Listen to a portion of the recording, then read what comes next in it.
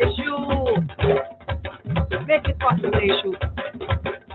Great messenger. It's a green voice issue. Baba wa, Baba me. Issue. Why issue? Why issue?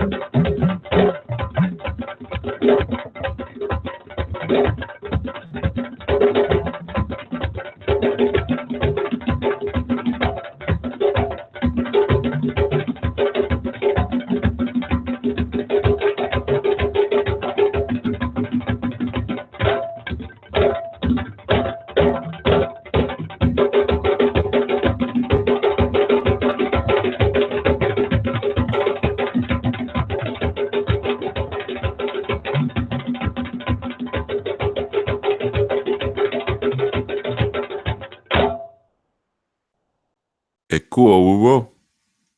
Greetings, everyone. Bawo Nini Khan. How's everyone doing today? Yeah, good morning. Welcome, everyone calling in, everyone in the chat. Of course, everyone on YouTube and coming in. I know with this with the early dawning shows, people kind of trickle in a little bit later, just pulling themselves out of their slumber.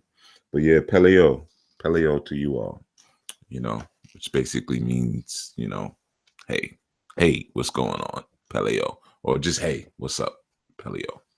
But yeah, man, so we're going to jump right into it.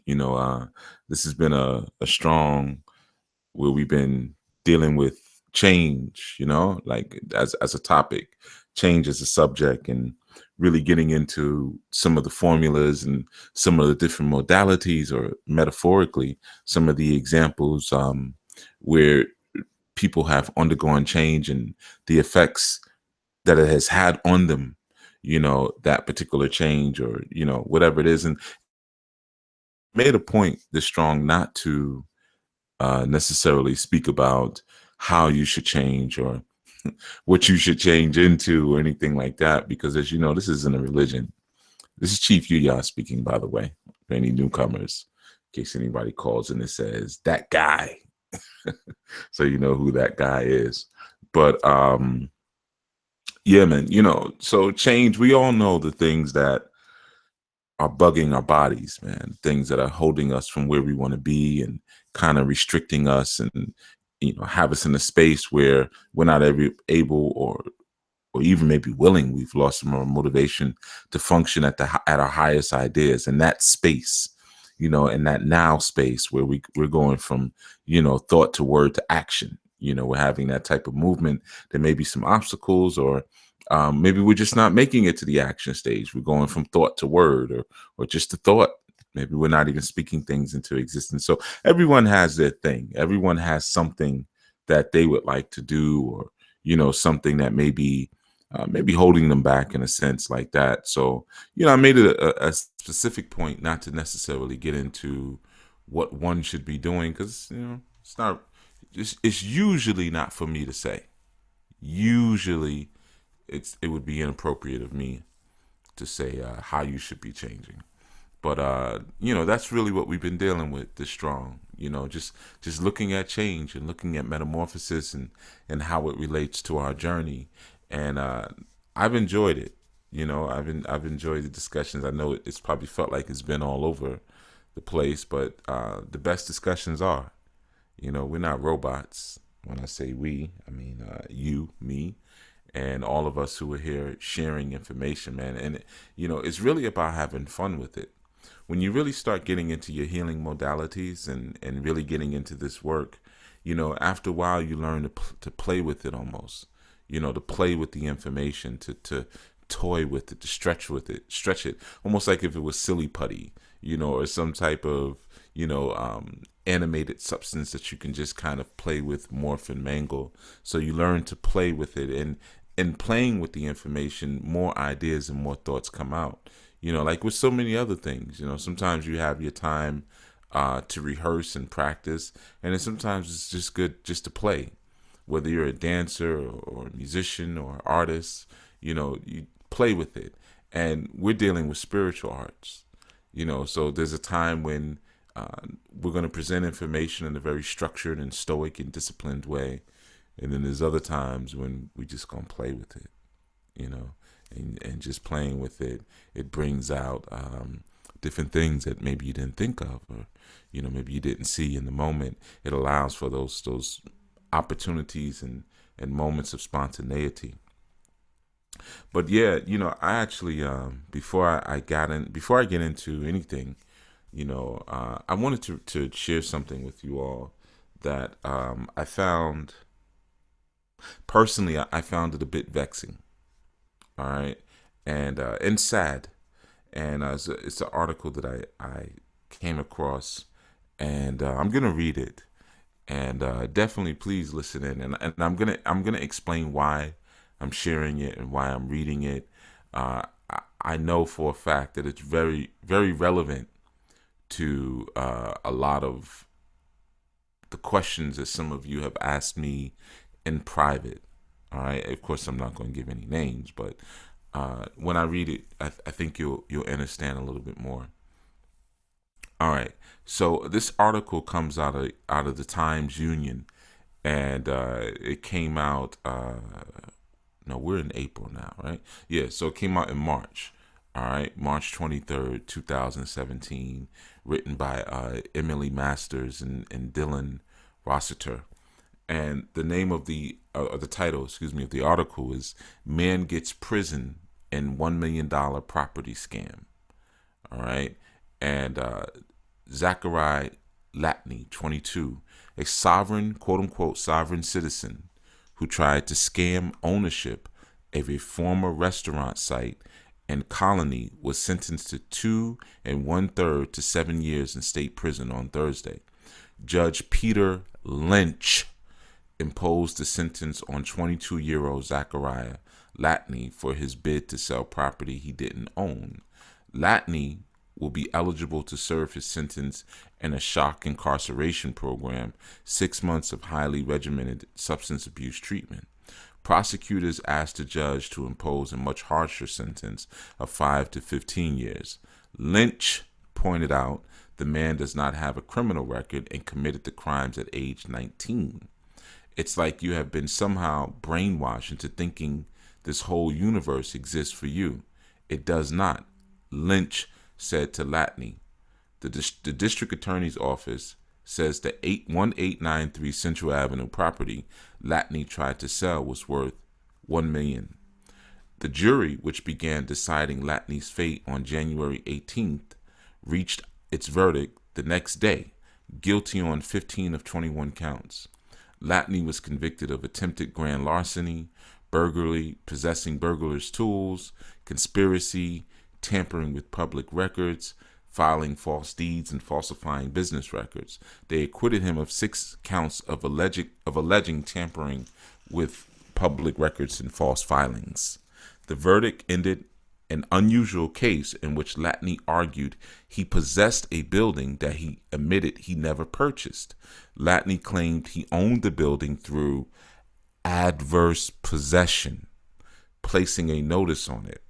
People do not enter property that they have legal rights to be entering through the roof, Lynch said during the sentencing. In August 2014, Colony police charged him with trespassing, but he returned to the site and was arrested again. He filed phony deeds with the county clerk's office and tried to sell the property, which was in foreclosure.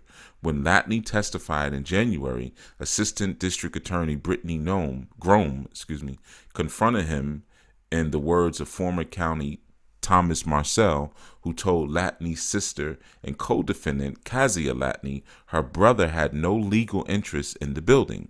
Latney scoffed, telling Grome there are a number of ways legal interest may be acquired or derived from. Any legal interest?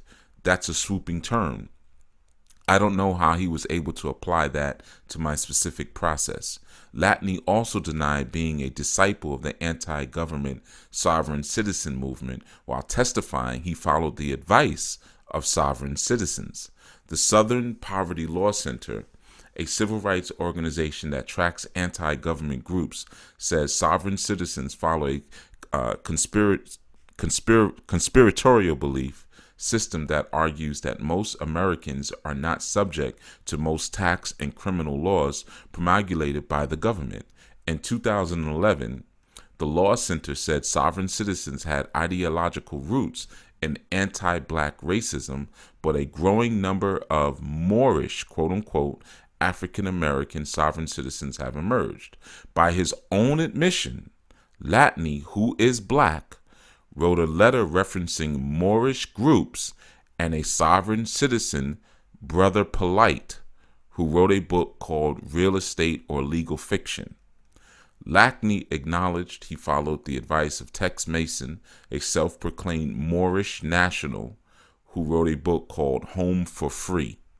Assistant District Attorney Shadi Masri noted in January, Latney told the judge Thursday that he intends to appeal the conviction. All right. So that's basically the article. And again, there's a couple things I want to point out. And like I said, I read the article and it was a bit vexing to me for several reasons that I'm going to explain. I won't go too deep into it because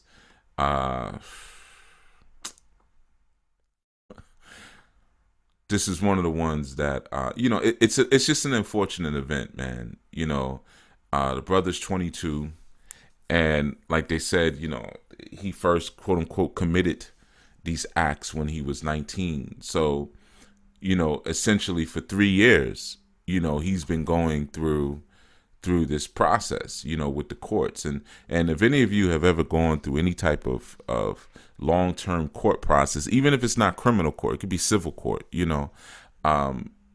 that itself is like doing a bid. Sometimes you have different court experiences where 3 years, 4 years, 5 years, you're fighting and battling judges and things like that. And it really takes a toll on you. You can't really think about anything else. Sometimes even maybe you can't even leave the country. You can't vacation. Your money may be tied up. Your passport may be tied up. So many things that come along with that. So, I'm not just counting the two and 1/3, 7 years to 7 years he was sentenced to in state prison, but also the time that he spent fighting the situation. Now there's so much, man. There's so much here, again, for people with ears to hear, right? First, reverse possession. I've studied that extensively because when I first found out about that, I was very interested in it. The idea of being able to, claim a property that no one has claims on, adverse possession. And it's a very tricky thing to do, almost practically not worth doing. And again, so much here. The brother's 22, young brother. He gets 2 and 1/3, 7 years in state prison. So he's gonna probably do, he might do a year in the county, and he's gonna go to state prison, and he doesn't have a criminal record. So, he might not know anything about, that type of environment or how to be in that type of environment. And, we may sometimes look at now. He's eligible for drug program or what we call drug court.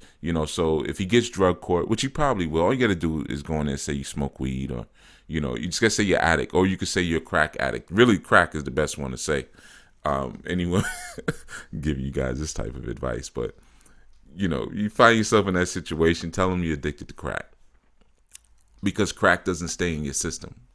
So, you can say, yeah, I smoke crack. That was my problem. That's why I got into this trouble. And, this can't really test you for it like that. So crack is the easy one to use if you're ever in a jam and you need to try it. You're eligible for drug court. So obviously that's the angle that he's using. He's going to try. Well, he said he's going to appeal the conviction, but he'll probably end up copping out to drug court, do his 6 months, and that it's a totally different section of the jail and everything. And he might get out, hopefully, right? But either way, the brother's in jail. Now, 1 month away from your responsibilities. Imagine some of you not being able to see to your responsibilities for 1 month, 2 months, right? Let alone 2 years. You may lose your home. You may lose your family. You're clearly going to lose your job if you have a job. Just a month or two away.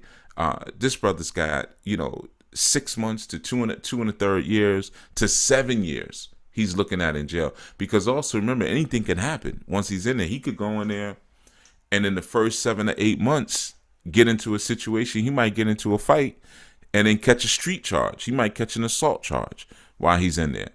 And when you get street charges in jail, you go to court all over again. Just like if you had a fight in the streets or something like that, and he might get time tacked on.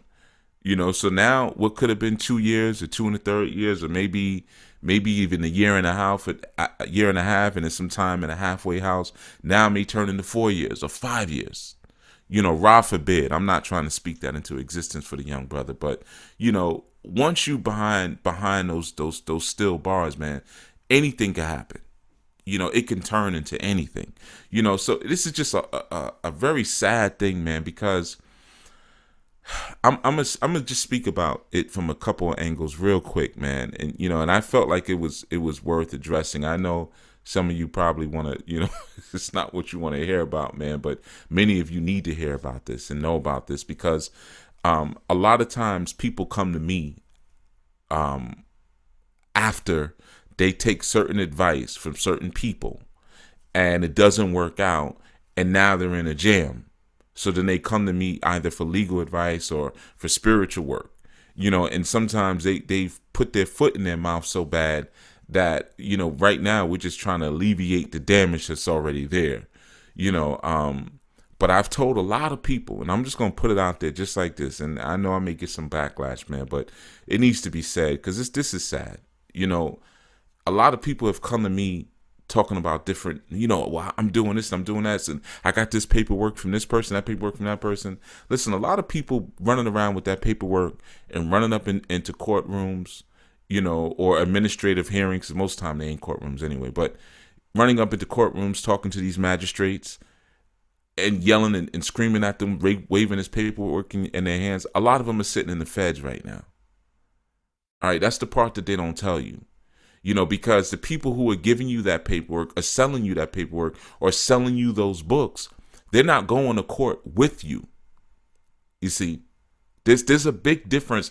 A lot of times they'll sell it to you like this. They'll say, look, you got this situation. Maybe your home is in foreclosure, this, that. Tell you what, take this. I'm going to write up this paperwork. Pay me $1,500 for it. And all you got to do is hand this in, tell them this, that. And they can't say anything. That's it. They can't say anything. It doesn't work like that, man. Now, people who are giving you that type of paperwork or selling you that type of cure-all, or you're going to slam this hammer down and everything's going to be fixed, ask them to come to court with you. Say, if you stand behind this so much, come to court with me so the judge can see your face, so you can be on closed circuit television right along with me. Because if this is so powerful, you should have no problem standing next to me. You see what I'm saying? You ain't going to get that. A lot of these people are sitting behind on their computers. They're finding old PDF documents or rummaging through Black's Law Dictionary, and all of that's cool, but they don't have this field experience. What happens when you go up into court and you're presenting that paperwork and the judge tells you, shut your mouth, shut up? You get surrounded by bailiffs. You know, court officers are dragging you down on the ground. What you going to do with your paperwork then? So there's so much to it. And I'm not telling you don't study the law or don't use paperwork. I am telling you to study the law, and learn your paperwork, man. But, you got to understand that there's a spiritual aspect to this too. So I know exactly what this brother did. And, I probably even know what he filed, but you got to understand that I understand that, we want to be ourselves and we want to do what we want to do, but let's use some intelligence while we're doing it, man. Don't make yourself a moving target. Plain and simple. If you already know right now that, like, you have the Southern Poverty Law Center. Now, I know about them because they're the same ones who raided the UPK Israelite headquarters down on 125th Street. They came and they brought the feds in. And the feds found out that, Tazariak, or they call him the comforter, basically, where's all his money coming from? He's got all his money coming in, but this is supposed to be a religious organization. So the feds raided him, just like they would be raiding a drug spot. And ran up in there one day and they lost their religious status, their 501c3 status, So Southern Poverty Law Center, they're looking for people. Like it says in the article, the Southern Poverty Law Center is a civil rights organization that tracks anti-government groups. Well, what's anti-government? I mean, that's pretty broad, right? So again, I'm not saying these things for you to be scared or anything like that, but just to be intelligent, because when you start doing certain things, like right now they have laws on the books that they're developing around this concept that they call paper terrorism.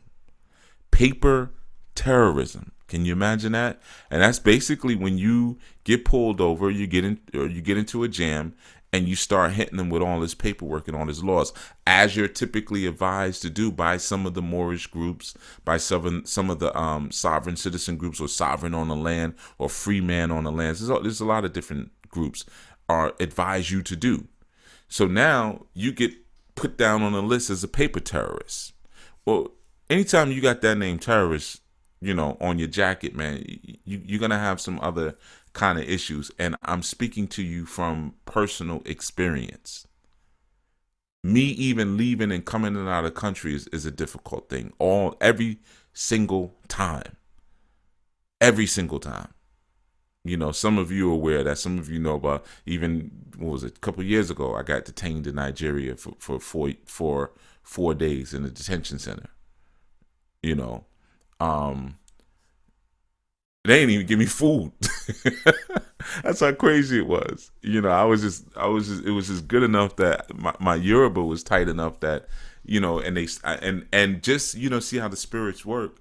I had actually been wearing my chief's beads that day when I was leaving. So when I came through, they said, "Oh, you're chief. Oh, Baba," and they gave me, some better treatment than what I would have normally have gotten.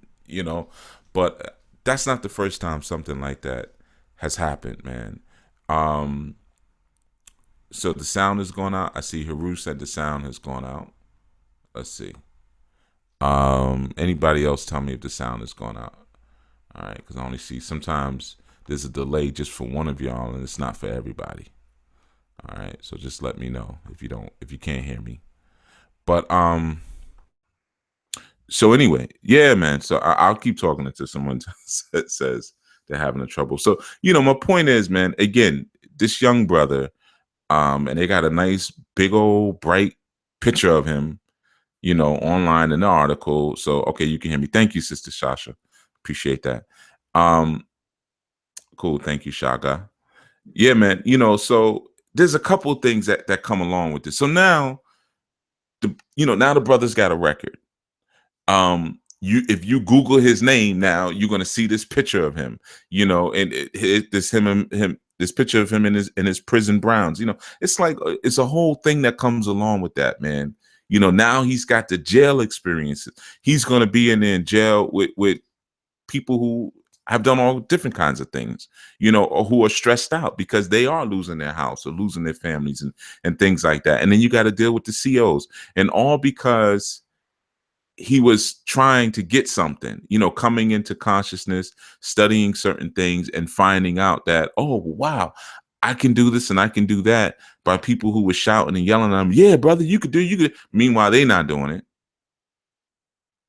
And he went out there like a sacrificial lamb. Now, it's just sad, man. It's just really sad. And like I said, when I read that, and I'll reiterate. Now, one of the things that, one of the charges that he caught, like I said, Latney was convicted of attempted grand larceny, burglary, possessing burglars' tools, conspiracy, tampering with public records, filing false deeds, and falsifying business records. They acquitted him of 6 counts alleging tampering with public records and false filings. False filings. So if you look at his actual charges, I guarantee you everything that he was doing, he thought was correct. Like, he's attempted of grand larceny. Well, he did a reverse acquisition or adverse possession on the building. He thought, okay, I could take this building. Burglary, right? Because he went into the building. Possessing burglars' tools. That could have been anything. I caught that charge once years ago, possessing burglars' tools, just because some cops one night wanted to mess with me. I'm walking down the street. This is a long time ago, and back then I used to always keep like an ice pick in my back pocket, or a screwdriver. Since I was a kid, I always kept a sharpened screwdriver on me, So, and if I get stopped or whatever, I can always just say, "Oh, I'm a carpenter" or something. And they gave me a charge for having burglars' tools because I had a screwdriver in my back pocket. So that charge that's what we call a BS charge. That ain't even a real charge. Possessing burglars' tools. They're gonna lump things in there. They're gonna throw a bunch of things in there. Conspiracy, tampering with public records, filing false deeds. So I guarantee you, all these things that this brother did, man, he thought he was doing the right thing. And as he was going back and forth to court, I guarantee you, whoever he was paying for counsel or paying for paperwork, because I bet you he was, they were not going to court with him. They were just telling him each time he went, yo, just go and say this, man. All right, we're gonna file this new paperwork. We're gonna do a federal this, that, that, that, that. And when you do this, I'm telling you, the judge ain't gonna be able to say nothing. That's how they sell it to you. And I'm telling you, man, it doesn't work like that. So now this brother's sitting, he's on his way to state prison. You see? But like I said, there's a spiritual aspect to it too, where it's like, well, the money's fake. So, I've had people tell me that before, man, well, the money ain't real, so I'm going to stop paying my rent because the banks aren't real. The money's not real, this and that. Okay, but somebody's labor and effort went into building that building that you live in. And you're jerking your landlord, who might just be trying to survive. So there's a spiritual thing that happens there too. It's not as simple as, I'm just going to go take this building, this shopping mall, this shopping center, and put a sticker on it and say it's mine. But it's not though. Like, somebody built that. So you got to sometimes go beyond sometimes we want that change in our lives, man. But, we're looking for shortcuts, and you have 1,000,001 people out here who will sell you a shortcut. And again, I'm not I'm not getting on any one particular person or anything, as far as them selling paperwork, anything like that. But like I told you guys a million times, man, you're not going to win the revolution through bureaucracy and paperwork. It just doesn't work like that. you know and I'll read this part again. In 2011, the law center said sovereign citizens had ideological roots in anti-Black racism, but that a growing number of Moorish African American sovereign citizens have emerged. By his own admission, Latney, who is Black, wrote a letter referencing Moorish groups, and a sovereign citizen, Brother Polite, who wrote a book called Real Estate or Legal Fiction. See, man, like, there's so many components to change, man. Even when you're fighting a court case, I'm gonna tell you something, man. It's the paperwork is not what wins the case. What wins your case is your spiritual resolve. Now we know, yeah, these are not real courts. These are not real judges. We know that a lot of quote unquote lawyers or attorneys, they basically disinvalidate themselves from the process from the very beginning because of certain things they do. We know that here's a simple one. I used to always use this one: traffic court. In traffic court, you could test out stuff. But I would do this simple one, and I'm gonna go through it real quick. But basically, I would ask the judge, if there was any reason that there could have been any kind of conflict of interest, would this still be a valid case? And you said no. If there's a conflict of interest, there's a problem. So then, long story short, I would say, well, who is the prosecution representing? And they would say, well, the state. And I'd say, well, who do you represent? Who do you work for? And they would never want to answer that question, or they would say the state. Or if some who'd be dumb enough to answer and would say the state, and I'd say, well, then doesn't that represent a conflict of interest? Right. So something simple like that. Right. But it's not just a statement. It's not just me knowing that the court officers and the judge are on the same exact team. So therefore there's a conflict of interest. It's not just me knowing that and being able to say that and making the judge say, ooh, you got me. Okay, you got me. It doesn't work like that. See, that's part of that integrationalist mindset where you start to truly believe that there is justice to be found in this place. Like I said, you're dealing with criminal justice systems, because at the end of the day, if you get too brilliant in those environments, then they'll just resort to mafioso tactics. They'll just get real brutish and say, all right, you know what? We're going to just lock you up for 30 days. Come back and you talk about it later. You see, and you can file your habeas corpus and everything all you want. But, again, ultimately, you're playing in someone else's backyard. And I'm not saying this, again, for people to be afraid and don't use paperwork or don't learn paperwork and things like that, man. But, sometimes people are selling you a dream, man. Sometimes people are selling you a dream. They're profiting off of giving you some BS. And sometimes it goes real wrong to me. And I've seen worse cases than this. But still, it's still bad, man. Anytime if you gotta go, you gotta spend a day in jail is bad. 2 days, this brother's getting strip searched now, and he's young. So it started when he was 19, right? He's 22 now. So, he's got a mother who's involved.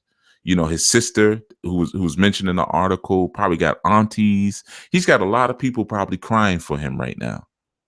Oh, my boy, what's going to happen to my baby? Is he going to get beat up in jail? Is he going to try to kill himself? And, you got a lot of people. So it's not just you, but there's a lot of people that are affected. When you go through something like that, man. The young brother may have children. He may have a child or two as well, or a woman in his life, man. Everybody is affected because he took somebody's BS. So like I said, man, I read it. For me, it was just very vexing reading it, because I deal with this often. And, I kind of have that rule where I don't talk about people in public, but I'll let you all draw your own conclusions, on that one, and there were names mentioned. I didn't throw those names in there. There were names already mentioned in the article. All right. But yeah, man, it's so much deeper than that, man. If you want to have $1 million, because it was a site for shopping, yeah, a restaurant, because it started off by saying a quote unquote sovereign citizen who tried to scam ownership of a former restaurant site in Colony. So, cop yourself a restaurant, man. There's easier ways to do this, man. There's tax sales. There's a guy who bought a mall out in Pennsylvania. What was this? This is just a couple months ago. An entire mall he bought for $100. Something had happened. I don't know. Some paperwork, something. He ended up getting them all for $100. It was in the newspaper. And sometimes you even hear about people buying homes on eBay for $10, and the homes actually turn out to be good homes. Some of them got trees growing in the middle of them, but sometimes so there's all kind of different ways to do this, man. But whether you're dealing with law, or whether you're dealing with spirituality or cultural reclamation, man, when you got people selling you shortcuts like that, just be wary, man. And obviously this young brother, either he didn't listen, or he didn't have some guidance around him to say, wait a minute, hold on. Let's look at some of the different things that can happen throughout this process, man. You know, um, maybe he wasn't educated enough on the system and how it actually works. And again, I want to reiterate, man, I'm not pro system or anything like that, man. Some of I've gone through my own battles with the court systems, which is one of the things that propelled me to even learn more about law and how it works. But like I said, man, it's not just about going and getting some paperwork and some affidavits and then getting a notary and trying to get, the prosecution or the judge to dishonor themselves throughout the process, and or using your commercial codes, your UCC codes, and saying, well, technically this is all commercial courts and this is not really even a real courtroom. We're really on a ship, so really this is maritime law because that's a Moroccan flag. That's not even an American flag. And yeah, I get all, you're right. You're right. You're right. All of that's correct. But there's other aspects to it, man. Because if there wasn't, there wouldn't be court officers in the room with guns on their hips. So they're letting you know at the end of the day, because I mean, you're looking at a country that was not built upon structure like that. It was not built upon sound logic and reasoning. It was built on brutish tactics and brute force. You see, so that's what's present when you're going through these process, man. And sometimes people are not in tune with that, man. And they, like I said, they buy these quick solutions, and it's just a sad event, man. I don't want to harp on it for too long, but it's just a very sad event for this young brother to have to go through. And even, I saw the picture of him, man. He doesn't, he looks like a good kid. He's probably a good kid growing up. You know what I mean? And now he's exposing himself to having to be behind bars because he read somebody's book who's supposed to be righteous, or somebody gave him advice who's supposed to be righteous, and told him that certain things were his that are not really his. You see, and like I said, I guarantee you, not one of them people went to court with him, and I guarantee you, I guarantee ain't nobody even gonna put anything on his books while he's locked up. I bet you ain't nobody even gonna put some money on his commissary. These people who sold him this dream, or visit him, or help him with the appeal paperwork. Matter of fact, I guarantee you, if he says, "Yo, listen, man, I'm just gonna do this little drug court thing. I'm gonna cop out to this drug court, tell him I smoke weed. I got a weed problem. Do my little 6 months and get up out of here and never look back." I bet you those same people say, "No, don't do that. Don't do that, because then you admitting that you did something wrong. No, you can fight this thing from inside." Because they play games like that, man. Because ultimately, they're able to still operate under the cloak of anonymity. They're still able to just sit there. They give you the paperwork. They're not going to sign the paperwork themselves. They may write it up for you. You're going to sign this, though. And you might not even know their real name. Right? Oh, I just know him as brother this or sister that, or such and such L Bay, but the Bay, you haven't even documented anything anywhere, or the L, you haven't even documented. So you don't even know, how to find these people if it comes down to it, you see. So yeah, man, just be careful. I'm just sharing that for all of you listening, man. Be careful. Yeah, I see some dialogue in the chat, Sister Michelle says, "Isn't Brother Polite a known scammer stealing people's money?" Well, you know, those with ears to hear, you know, you just got to be so careful in my position, man, because people are so quick to, oh, we tearing each other down, whenever you express certain things, and, or you share certain information, or you warn people and things like that. But some of you know privately, I have warned y'all about certain people a long time ago. I mean, I do it on the air because, like I said, publicly now, I'm not going to say anything against Brother Polite, anybody else. But privately, I've put y'all up on what's really going on. I've put you up on the game. You know what I mean? So, and at this point, you got to kind of be able to see things, man. This is where we talk about stepping into your intuitive space. And I think for sometimes that's the saddest thing for me when I'm looking and I'm saying, y'all don't see this? Like you really do not see this. Seriously? This brother, like you said, he started when he was 19 doing this. So, I mean, what did he know? He's 19, he's still a kid, and he's probably speaking to people who are much older than him. And he probably didn't know how to peep game or how to look and say, well, wait a minute, man, if these people are talking about this is so easy and that's so easy, why don't they have anything? Or, why are they in certain situations and this and that, or they're working the same job I'm working? Maybe there's something more to this. At that age, you might not know because people can sell you a dream. Yeah, brother, you get that storefront, man, and you open up your own market. It's for the people. You open up a liberation supermarket, restaurant for the people, brother. That's what you're supposed to do, brother. Yeah, man. Yeah, these devils gonna come after you, man. Yeah, that's what they do. That's what these devils do. They came at us in the 60s. That's what they do. They start gassing you up with all that, man. And next thing you know, like it said in the article, this brother climbing on the roof and breaking into the spot, man, and claiming possession of it. Might have been living in it, because that's one of the ways that people do that too. They live in them for a while. And actually that's not illegal. If you live in a space or if you maintain it for a certain amount of time, like say if it's an empty field, empty lot next to your home, you can do that adverse possession. But again, there's a way to do it. Going in and claiming sovereign. First of all, the term sovereign citizen doesn't even make sense. I've seen so many use that word. The term by itself negates itself. You cannot be sovereign and be a citizen at the same time. You can't be a citizen and be sovereign at the same time. So even in terminology, it negates itself. A citizen is a slave to its republic. The word citizen, it means slave or Slav, coming from the Slavs, the Slavic people who were the first slaves.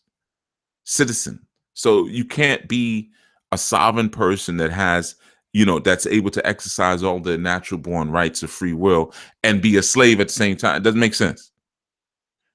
So that's what I'm saying, man. Sometimes people are not putting these young brothers and sisters, and I've seen women go through too, man. They're not putting them up on game, so the game just kind of tramples all over them, man. And I don't know. I just feel for the brother. I feel really, really bad for the brother, man, to have to go through that. I'm gonna take a call. 813, you on the air. Greetings, Icaro Chief. Hey, Carl, good brother. How you doing today? Yeah, I'm well. Good. You know what? Can you hear me well? Yeah, I hear you. I hear you loud and clear. No, you're good. We hear you. Yeah. One thing that comes to my mind in the whole discussion, especially when we're talking about change this week, is intellectual process, critical thinking, the ability to take that information in and use it for your life purpose. And I think that's what kind of goes wrong with the situations at times, is that we get information from people and we don't take the steps to do some critical thinking and then go into figuring out, is this for me? Is this supposed to be something that I'm supposed to experience? Or, sometimes you do things that you're not really supposed to do just to get the experience. Right. But at the same time, it's throwing you off on your life path, your life purpose. Mm-hmm. So, I was just wanting to comment on that the critical thinking and the critical, the intellectual process and thought that should go into certain, especially things dealing with law. One of the things I've learned from Yusuf, Brother Yusuf L, has been that you got to live, eat, breathe, excrement, all the law. When you deal with law, when you step into court, it's got to literally come out your pores. Right. You have to take all of that in and actually know how to speak and have the proper order when you're in court. Because it's theatrics, right? We're playing that's all it is. We go to court. That's all it is. So, is theater. Yeah, absolutely. It's theater. Mm. So, just on that note, I just wanted to put that note out. It's critical thinking, and you spoke on that the other day, just being speaking about disciples. Right. And you said disciples have critical thinking skills. Mm-hmm. They're able to interpret the information and move forward with it. Right. So that's all I wanted to do, man. Good morning, everybody. Hope everybody's having a good day. Yeah, man. Give thanks, man.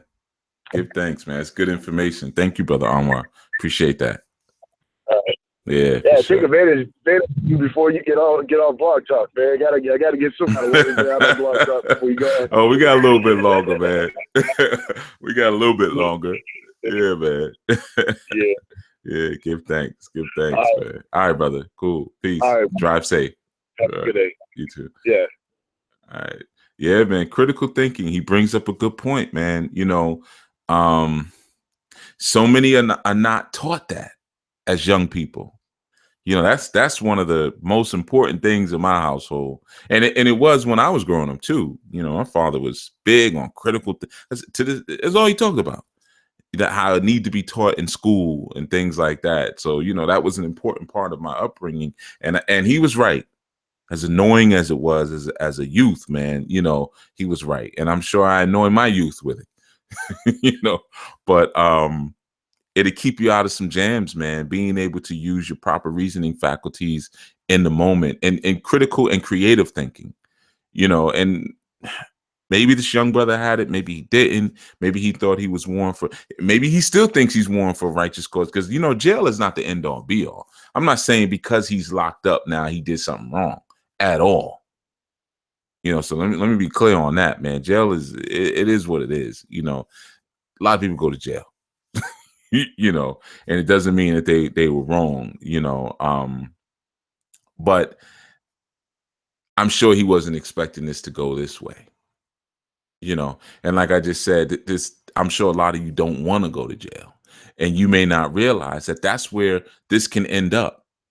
Sometimes when people are telling you certain things, and like I said, they're not coming to court with you. There's a reason they're not coming to court, because they're scared. They never stood in front of them people like that and said, listen, man, this is what it is. Boom, boom, boom, boom, boom, boom, boom. They tell you that behind closed doors and things like that. But when it comes down to it, man, they're not going to tell you that. Like what he was sharing about Yusuf El. I know, because me and Yusuf El have sat, together in a room and discussed this, man. Like discussed some of our own war stories of going into courts and having, for personal situations. And sometimes you do get locked up. Sometimes you present the paperwork, boom, boom, boom, and they say, all right, look, man, we're going to hold you in contempt. Go do your 14 days. Sometimes that's a part of it. And you have to go in prepared for that. And for some people, maybe, I don't suggest it. Everyone doesn't need to go to jail. But, like I said, it's not an immediate admission that the brother was doing something wrong. Like I noticed Brother Antonio, you said earlier, you read the article and it seemed really criminalizing, the language that was used. Yeah, of course. They're gonna have to make him into a monster, to a degree. But honestly, in my opinion, I don't think he was the criminal in this. I think the people who told him to go do that and didn't really give him the proper guidance on how to do it or lead the way in doing it, I think those are the criminals. And of course, we already know the system is criminal. I mean, we already know that. We don't even have to comment on that. The system is criminal. The judges are criminals. The prosecutors are, the district attorney, they're criminal. We already know that part. We got that. But there's a lot of people who swoop in like vultures, when a person is going through a situation, they're going through a foreclosure or a divorce, or, maybe even they're having credit issues, or, there's a lot of individuals who come in like vultures and start picking off the body. And sadly, some of those people are people who you would consider to be in your own cultural or intellectual or spiritual communities. There's some of the people who swoop in too. and say, well, yeah, brother, come over here, man. This is what you got to do here. Give me $500. I'm gonna write this affidavit for you. You're gonna claim this, or here, give me $3,000, and you're gonna reclaim your status. You're gonna do a status correction, because those laws don't even apply to you. You see, because you're technically a prisoner of war. Under the Indigenous Treaties Pact, and the Indigenous Treaties Pact was violated. So technically, you're still considered a prisoner of war if you claim your indigenous sovereignty. So that means now you're not under constitutional law. You're under native law. Makes sense. Wow. Okay. And they're throwing all these words at you. Oh, okay, that makes sense. That makes sense. So just give me the 3K. We'll do your status correction. You can claim your true nationality, and you'll have to go into your own. So it's like, if you 18, 19, 20, you 30, 40 years old, and you never heard anything like that type of language, and you know that you've been taking consistent L's from the system, and someone comes and shares that with you, it's like, oh, finally some relief. And so you're gonna buy into it. But sometimes it doesn't end where you think it might. And if none of you have ever had that experience, a jail experience, or maybe even had a fist fight, then you may not understand that this may not be as smooth as they're telling you. I'll give you a small example. All right. It was a situation I went through, and it wasn't that long ago. In the 2000s. Long story short, this was a court that was basically sick of me, because I was hitting them with the paperwork crazy, but I'm hitting them with presence, not just paperwork, presence. I'm not even mailing my paperwork in through certified documents. What I used to do was walk my paperwork to the court, go up, and a couple of times one time, I'm gonna tell you something crazy. I'm not gonna give the whole background on it, because they still like to look at me. But I got into the judge's chambers and put some of my paperwork on his desk while everybody was at lunch. I pretended to be a courier and put my own paperwork. And I said, man, and it was a charge. It was a criminal charge I had placed against him.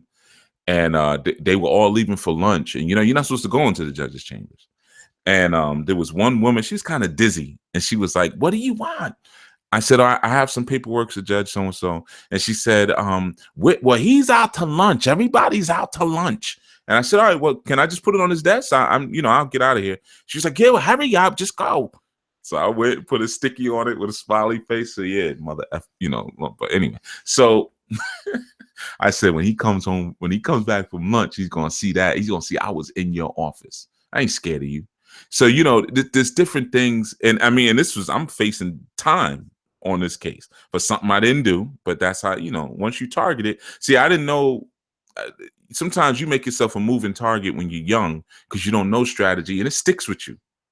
So years and years later, you're still fighting those things. They still come at you a certain way, because you've made yourself a moving target. And this is what I mean about the intelligence of it all. But I'll give you a little small example of, sometimes it ain't even about the paperwork. It's about having that spiritual intellect and awareness and critical thinking. I'm in court one time, long story short, same judge, because he hated me.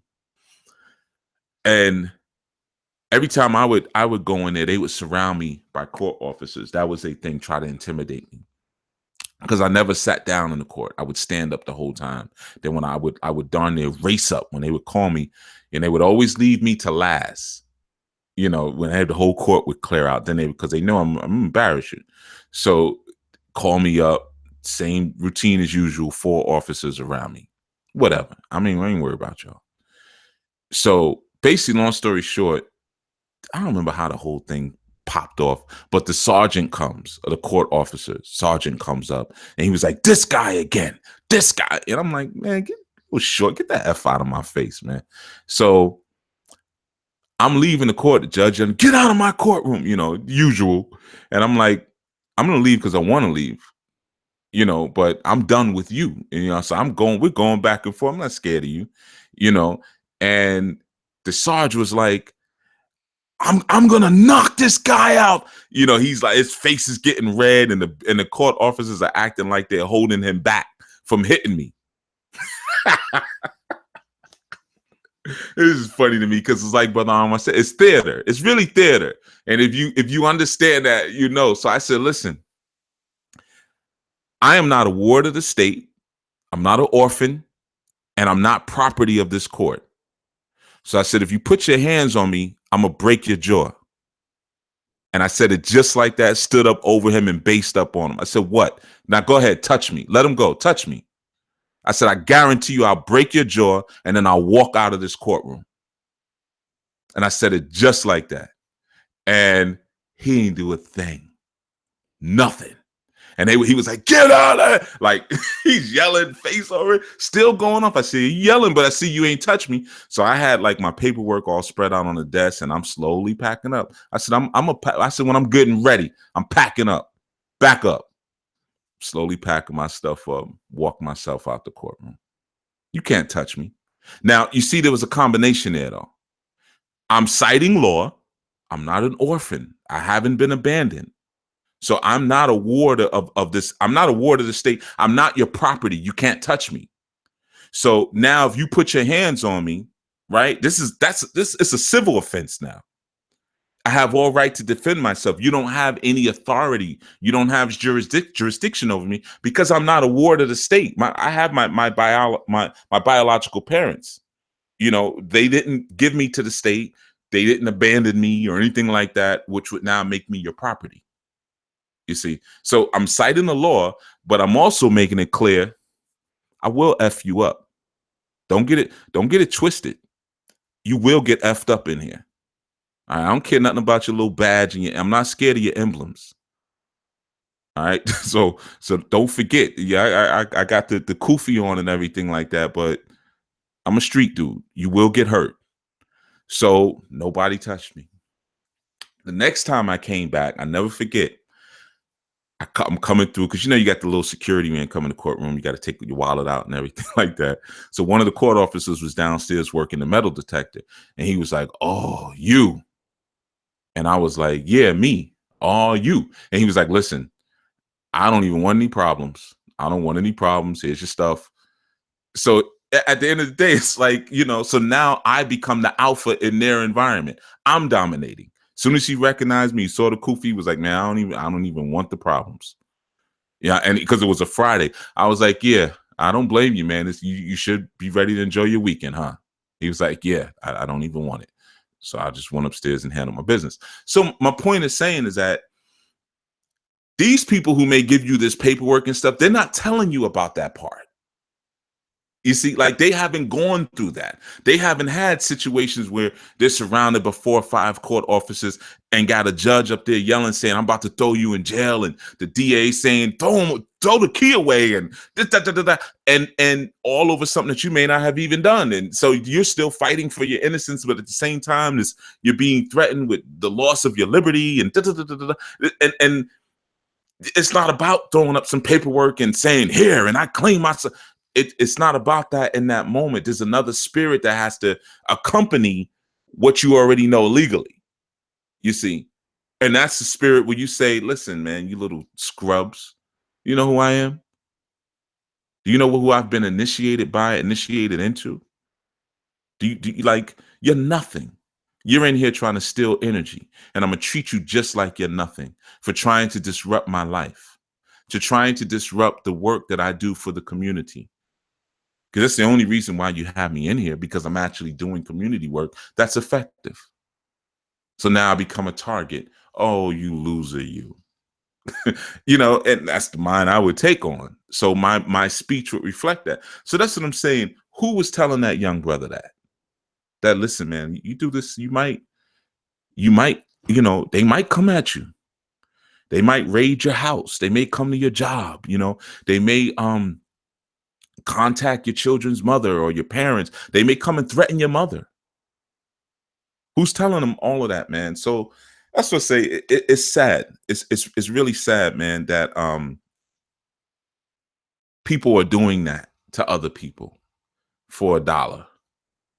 You know, putting them through something like that for $1. If I had spoken to that young man, if I knew him, I would have said, listen, man, maybe I would have told him some of my own war stories, some horror stories you guys have never heard, never will hear. But maybe I would have shared, say, look, man, this is where it could go. This is what might happen to you. Now you ask yourself, is it really worth it to take a restaurant that's not yours to begin with anyway? You didn't build that restaurant. You didn't, so you're trying to get this thing for free. And let's look at it logically. Does that even make sense? That you just all of a sudden now you file some paperwork and you take somebody's property? Does that make sense? Even if it's legal fiction, let's just look at it on a good sense level. That's what I would have told the young brother. Nah, man, don't do that, man. There's other ways to do this, man. And there's other ways you can still work the law and at the same time do it intelligently and not make yourself a target. Because once you're a target, every time you walk in a court, they're going to surround you with court officers. Let me tell you a little story. And then if you have parents who are sitting back watching this, they're terrified. They're scared for you.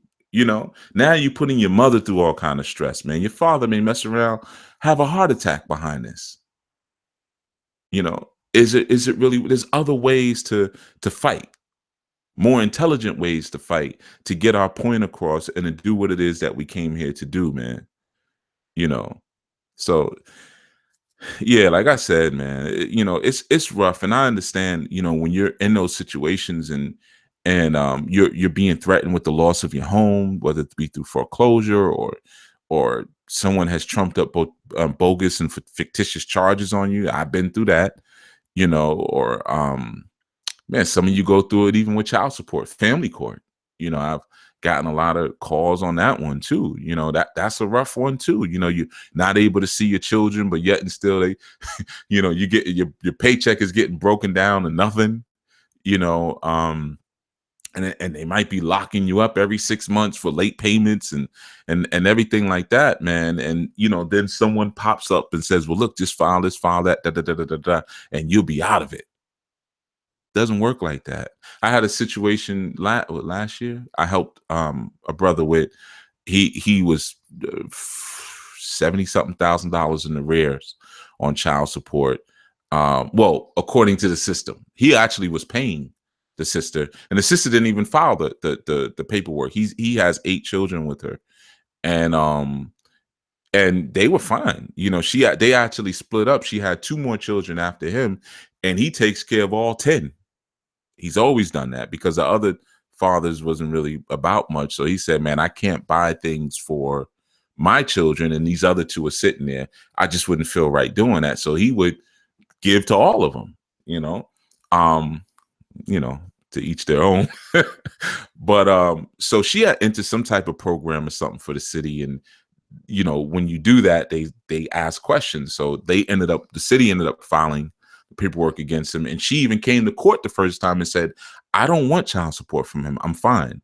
And they were like, "Well, it's not your choice," basically. So I helped him with the paperwork, and I killed the whole situation. I'm not going to say how I did it, because every situation is different. And sometimes you might listen to how I say how I got him out of his child support situation. And you say, "Well, I'm going to file that," but it may not work for you. That's what I'm saying. You got to be spiritually in tune too. But long story short, but I got him down from I think it was like $76,000 to $340.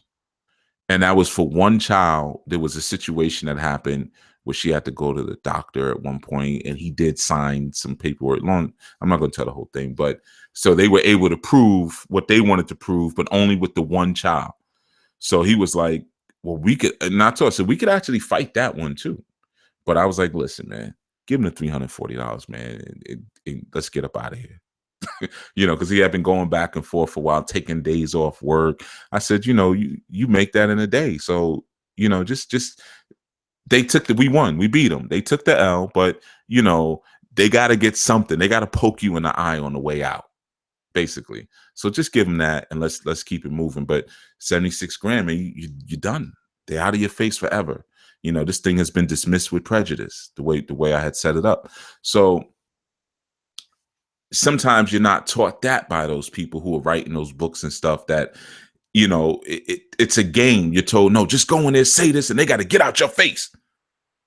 So they may say, no, don't pay that $340. You ain't got to pay that either. But it's about using wisdom, man. It's a time for righteousness and it's a time for wisdom.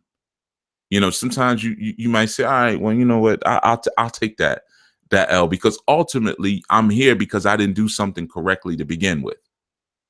Maybe it was that I got birth certificates for my children, or hey, here's one. And I did say this to him at one point. He didn't like it, but maybe it's that I didn't maintain the relationship with a woman I had 8 children with. No matter how you look at it, there's something wrong in that. I mean, that's my man. I love him, but so there's gonna be some type of karmic something behind that. So yeah, you taking care of 2 children that ain't yours, and the fathers don't even like you. You have eight youth with with a sister. They were together since high school. They were together forever. Where you gonna go after 8 children? Where you gonna go after that? Where's she gonna go after that? 8 children. So hey, man, and I kind of shared that with him. I said, this is deeper than what these people are trying to say about you. This is deeper. There's some other things here that you need to take into account. And you're gonna pay for some of those things, man.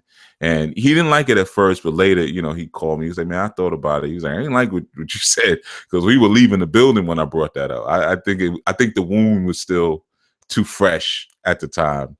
And I said, hey, man, but later he was like, yeah, I do understand where you're coming from on that one, man. And I do think about that sometimes, man. Sometimes I felt a little guilty, and I was like, yeah, well, you paying for it, just in the stress of it all, man. So buyer beware is basically what I'm saying, man. When it comes to getting that paperwork and stuff like that, and dudes are talking about, just beware, man. There's no shortcuts to liberation. You got to put the work in, and as long as you functioning out of somebody else's backyard, as long as you're doing that, man, there's gonna be some degree of compromise. It may be the $340. It may be the brother copping out to drug court now and doing 6 months, even though he might know, well, listen, I studied the law. I was not wrong. Yeah, you weren't. But this isn't the land of right and wrong. You're not there, man. So I understand you sticking to your principles and your idea, and that's cool. And he might say, no, you know what? I'm a dude all the time because cool. Like, if that's where your principles lie, no problem. I'm with you there too. But at some point you got to learn strategy, man. You got to learn how to move in a room of vultures, right? We spoke about that. You have to kind of learn how to move around those serpents and those snakes without getting bitten. And that means that sometimes you may have to disguise yourself in snake skin. One of the key things, and I had brought this up to someone yesterday in a consultation. If any of you have ever read the Prince, which is a very good book, by Nikolai Machiavelli. There's a key point that he says in that book. He says a lot of things in the book. It's not a long book. It's a short book. But and I read it a long time ago. I read it more than once, because when I first read it, I didn't really everything. I picked up some things, but I didn't pick up all the things that I could have picked up in it. So I went back and read it again afterwards. But from Niccolo Machiavelli, the book The Prince, man, one of the key things that stuck out in the book was that he spoke about removing yourself from the addiction to being good, the addiction to being righteous at times, and recognizing and studying the techniques and the motives of your enemies. Because essentially, and I remember I came under fire for this once. I won't pay no attention to it, but I was like, yeah, man, y'all need to study the gay community. I said that. People were like, what? Chief might be down low, and I'm like, all right, watch your mouth. But because I'm saying, you're looking at a community that has grown tremendously, And they're not a large community, very, very similar to the Jewish American community. They're a very small community. They look huge, but the majority of the Jews in America live between New York and New Jersey. Just two states. I mean, yeah, you have Jews in California, you have Jews in Florida, but they're concentrated between New York and New Jersey. It's not like they're spread all over the U.S. and Texas and Montana and Arkansas. Of course, you're going to have Jewish people, but they're not as large, but they control so much.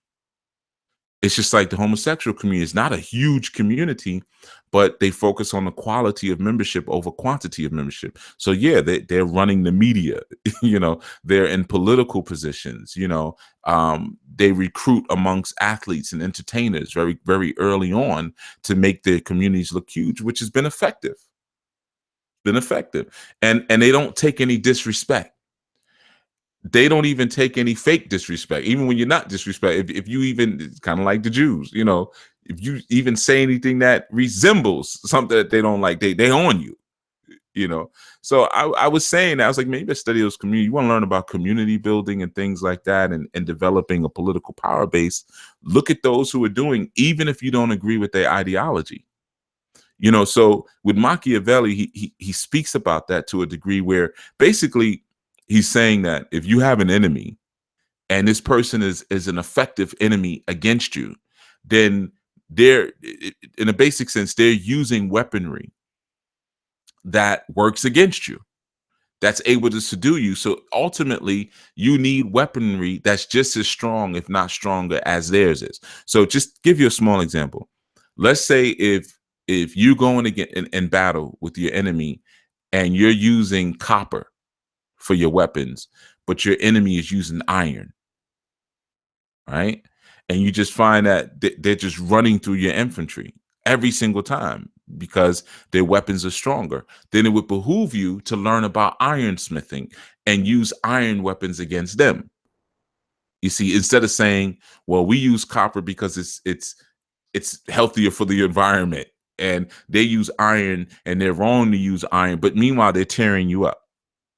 You see, so Machiavelli, he speaks about that, learning to be effective over being righteous, or over being good, quote unquote, or living a good life, but striving more towards efficacy.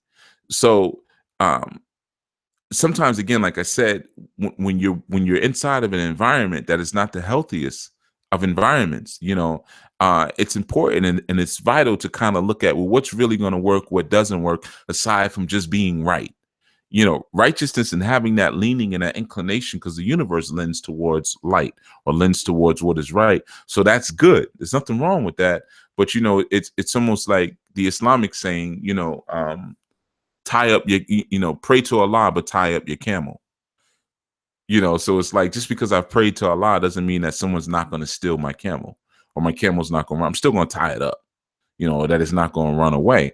So, you're basically covering multiple bases, and like I said, buyer beware, man, when you come in and you're looking at some of that stuff, or you're looking at a system or an environment that's coming at you one way, and you're addicted to your peace, love, and happiness vibration, and thinking that that's going to overcome all, or love will overcome. This ain't no fake Pepsi commercial, man.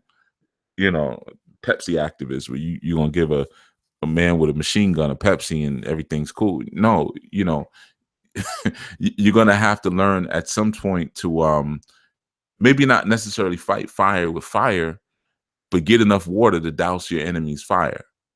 Understand and study the weaponry of your enemy, responsibly, in a responsible way, so that way you can confront it properly.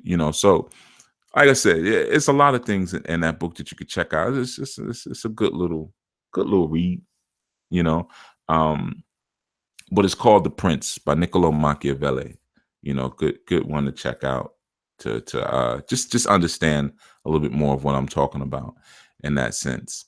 But I'm gonna read some of these comments. Let me scan through, and then we're gonna go into it. So Vivid Eye Publication says, I was a member of New Covenant for a minute. They have a process to establish trust and whatnot, but it just doesn't seem proper. The filing process was completely different. No comment. Sister Nicole, wait up, is the other Nicole here? If the other Nicole ain't here, you know I ain't messing with you, Nicole. Your twin ain't here. I don't know.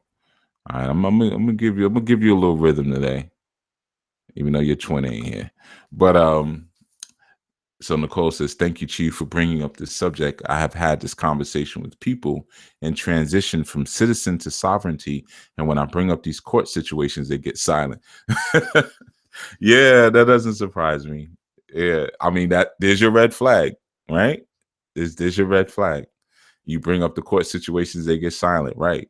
I'm not surprised. I've seen that before too myself.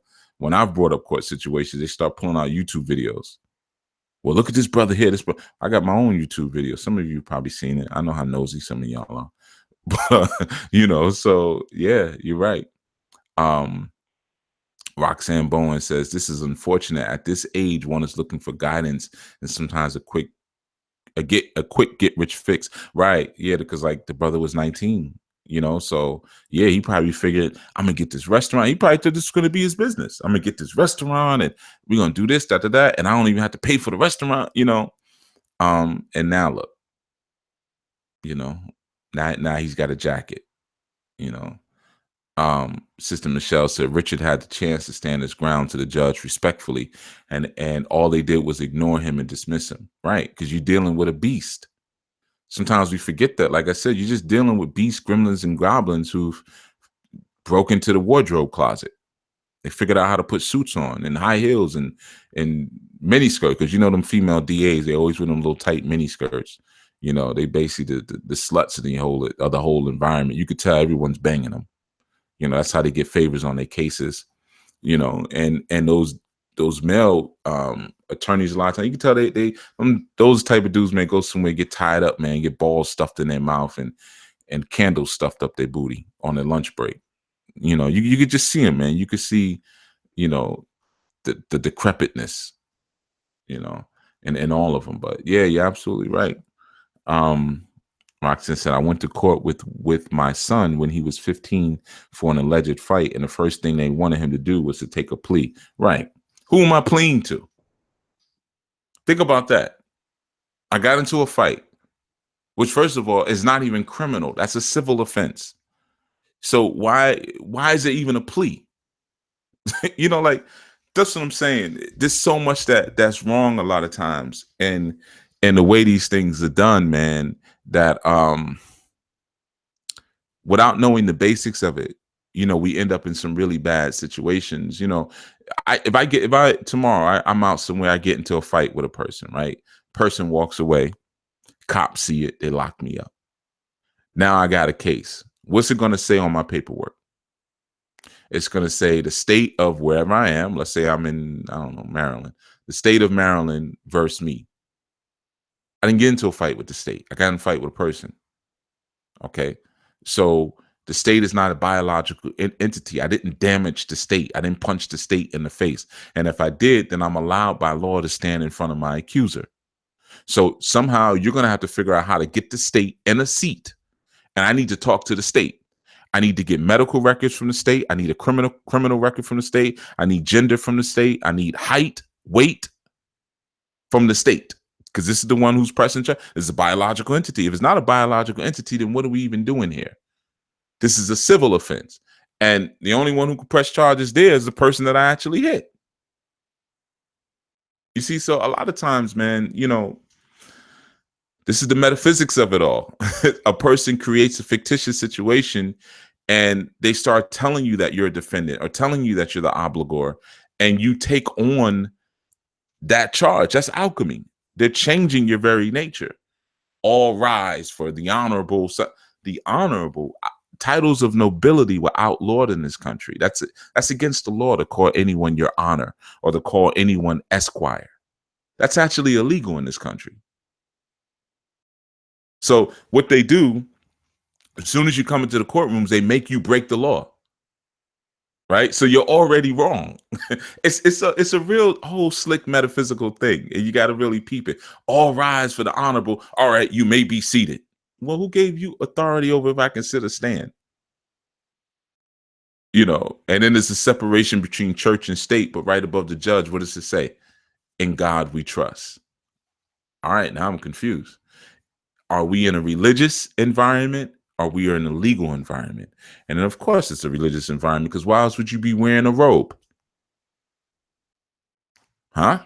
You see what I'm saying? So, yeah, man, learning the law, man, is deeper than just grabbing someone's paperwork and then using it. And, Sister Rock saying, yeah, this is important. This is not a unique situation. I have been scammed for lots of money by an Orisha priest when I was young and was not wise and knowledgeable. That's why I wrote Grasping the Root of Divine Power, because I was tired of that happening. I was tired of getting those stories of people getting scammed by these fake Babalaos and Ianifas, man. You don't need to be scammed by them. Putting the information right in your hands. Marva says, Chief, as recently there was a young black woman with 2 children on Facebook going all crazy with a gun in her hand. Someone sold her a property that she found out it was on the demolition list. Woo! So I'm guessing you're saying she had a gun in her hand, waving it at the construction workers. Yeah, that actually is. Yeah, I don't want to talk about anybody, but yeah, that is actually something that someone in the quote unquote conscious community has been accused of a lot, selling properties that he did not own to people, or that were scheduled for demolition. I've actually heard of that one before. Not that particular situation, but that scenario. Yeah, man. A lot of this is about preventive maintenance, man. Brother Byron says there is a Jamaican saying, not all skin teeth is a laugh, right? Yeah, I've heard that one. Meaning not everyone who smiles with you has your best interest at heart. Right. So, the thing is, at some point, you have to learn some of the preventive maintenance of it all. Some of the things that we do ahead of time, like when you have a baby, how do you have a baby? When you build a house or you buy land, how do you do it? How do you set it up? Are you using trust and things like that? Or where do you set up your land? Is it an extremely hostile environment that you're choosing to plop your family down in the middle of? I've given this little cursory solution before. I ain't new. Have your family and your wife/wives and children outside of the country where it's less hostile, and you come here and work and get your money. Like so many other brothers do, man. They leave their families in Kenya or Nigeria, or Mexico, and then they come here and they work and they keep their loved ones where it's safer. You talk about preventive measures. But constantly making yourself a target and unnecessarily going against the beast, it just wears you out. And that's really their game, to wear you out. That's what sometimes you'll go to court for nothing. You'll go to court one day, oh, it's adjourned. What? I took off work, everything. You couldn't tell me before right now? Okay. So they wear you out. You go next time, they say, okay, what's your name? Where do you live? Okay. And then they'll whisper. All right, we're going to convene again for another conference on such and such. You mean I just came here for that? I took off work again.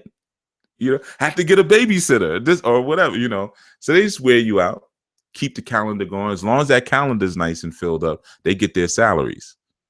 So they just wear you out till you say, you know what, forget it. Let me just take the plea. Let me just take the plea. So man, there's so much to this, man. Sister Lakeisha says, I'm a paralegal corporation and business specialty. Yes, every law is illegal, like Bob Marley says. Yeah. There's so many different laws. There's so many different laws, man. And like I said, again, sometimes we tend to overcomplicate our lives with a lot of extra and continuous law experiences, because again, we don't do the proper maintenance ahead of time. We don't do the things that we're supposed to do in terms of how we're living our lives or how we're raising our children. So we end up in a lot of situations that we need not be in. I've spoken about that even with the police killings. You find that certain people are not popping up on the radar for these killings. Like I said, I have yet to see a Rasta in any of these killings, or a Hebrew Israelite, or a member of the Nation of Islam in any of these getting killed, shot down in the street killings. And again, I'm not saying that is the solution to end white supremacy, racism, and police brutality. Just become a Rasta, a member of the Nation of Islam. I'm not saying that, but what I am saying is that sometimes we're just not aware or in tune of how much we put ourselves in the path of danger because of an absence of culture, or an absence of doing things a certain way, or doing things the right way. And when those things are introduced to us, sometimes we're very offended by it. Sometimes we're really offended at the thought. Like when I said, some people were like, yeah, cheap. They didn't like it when I said, yeah, women shouldn't be walking down the street by themselves.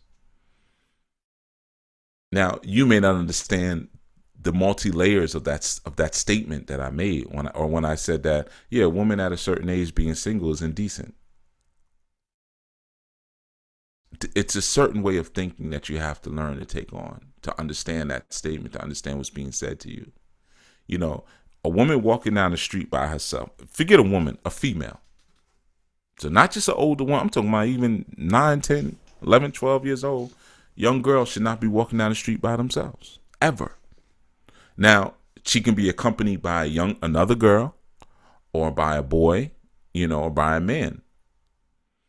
I told some of you about Sons of Sankofa, which was the earlier, one of the earlier revisions of what later became Anu.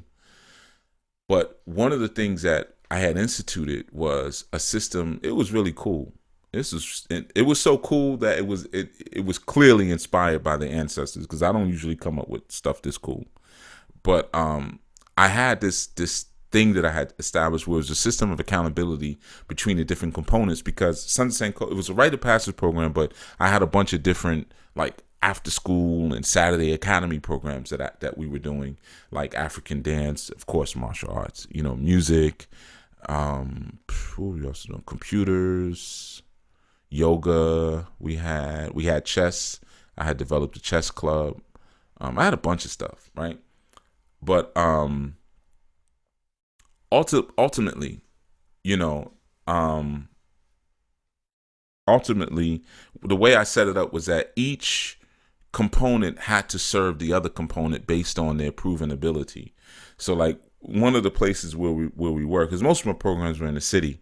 So I had this thing that when the sisters, when they did their African dance, whatever day we had, because they didn't have it every day, but whenever African dance was, the brothers from the martial arts program used to have to escort them to the train. Some of them even had to walk them all the way home, but that was a part of being in my program. If you didn't do that, you couldn't be in the program. And the same instance when the brothers got their belts, when they graduated, because I used belts and then I used T-shirts as a system. I had different systems of advancement. At one point, I was using E-Days. Yeah, the same E-Days that you get when you get initiated and you get your Orumila or your Ogun or your Oshun days. I was using that instead of belts. But just trying to bring them into their own paradigm, Just trying to, because the Asian thing is cool, but I was like, yo, you ain't in ancient Asia. I didn't even allow them to bow to me. I mean, don't be bowing to me, and don't call me sensei. We ain't doing none of that. We have our own culture. We have our own way we do things. But in any event, what I'm saying is that, so they were now responsible. So even when they would get their graduations, the sisters would come and dance, and the people from the music program, they would come and rhyme or play music or whatever. Most of them, they were rappers, because everybody, nobody.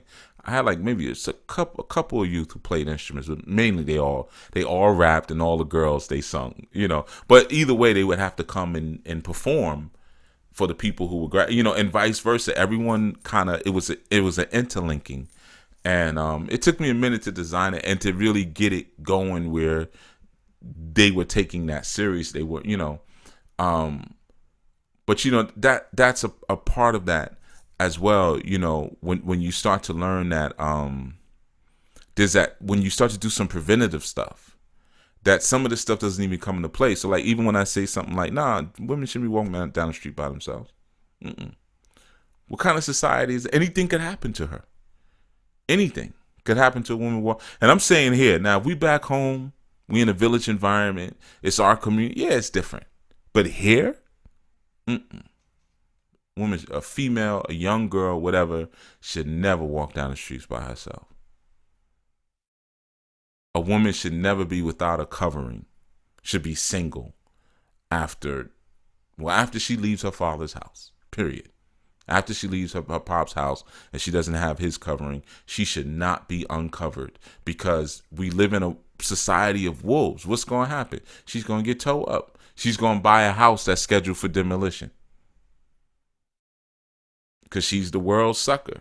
Everyone's going to play her out because she's receptive, meaning she's gullible. She's going to accept anything. Oh, this is okay. She's they're a little bit more trusting like that.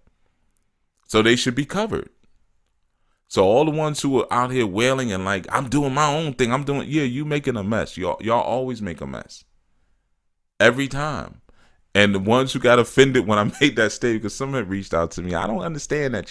You understand it. You just didn't like it. Just say that. I understand. Could you explain that further? I don't need to explain it further. You understood exactly what I said. It's indecent for you to be alone. And it's an indecent sign of an indecent culture. You see, for you to be single after a certain age. It's indecent for you to not have a mate or to walk down the street. Because what does that say about the culture that you're a part of? It's just like when you see a elder. I see this sometimes, and I usually try to stop or whatever. But whenever I see elders at bus stops, it does something to me. I always pull over. Hey, you need a lift? I'm always look at that and say, you must got some raggedy grandchildren. I don't say it out loud, though I probably have at times. But how you gonna be 70, 80 years old? It's raining outside, and you got a bunch of groceries at a bus stop. What the heck is that all about? Where's your children? Where's your grandchildren? Where's your neighbors? That's indecent. That's another indecent. It's indecent.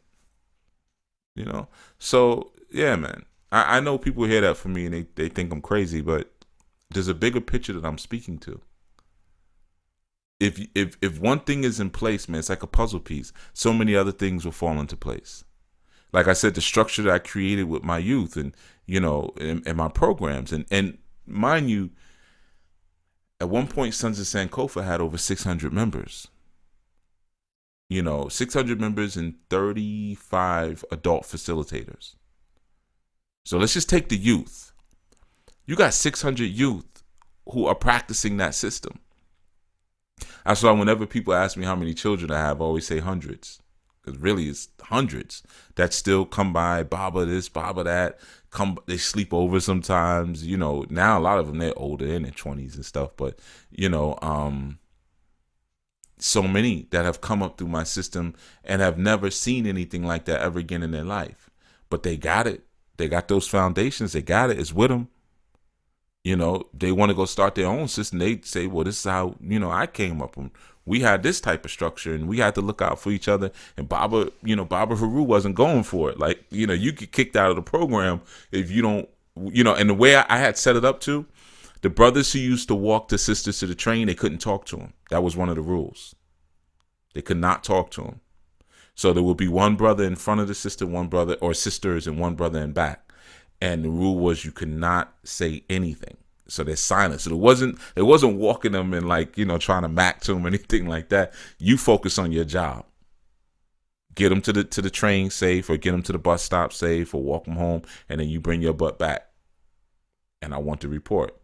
And that's how we did it. I did that for years, man. Like, man, how many? Maybe over 10 years. Wait, no. Yeah, 2002, I started doing that to 2000, maybe 10. So, no, like 8 years we had that going, So, imagine how many things that staves off later.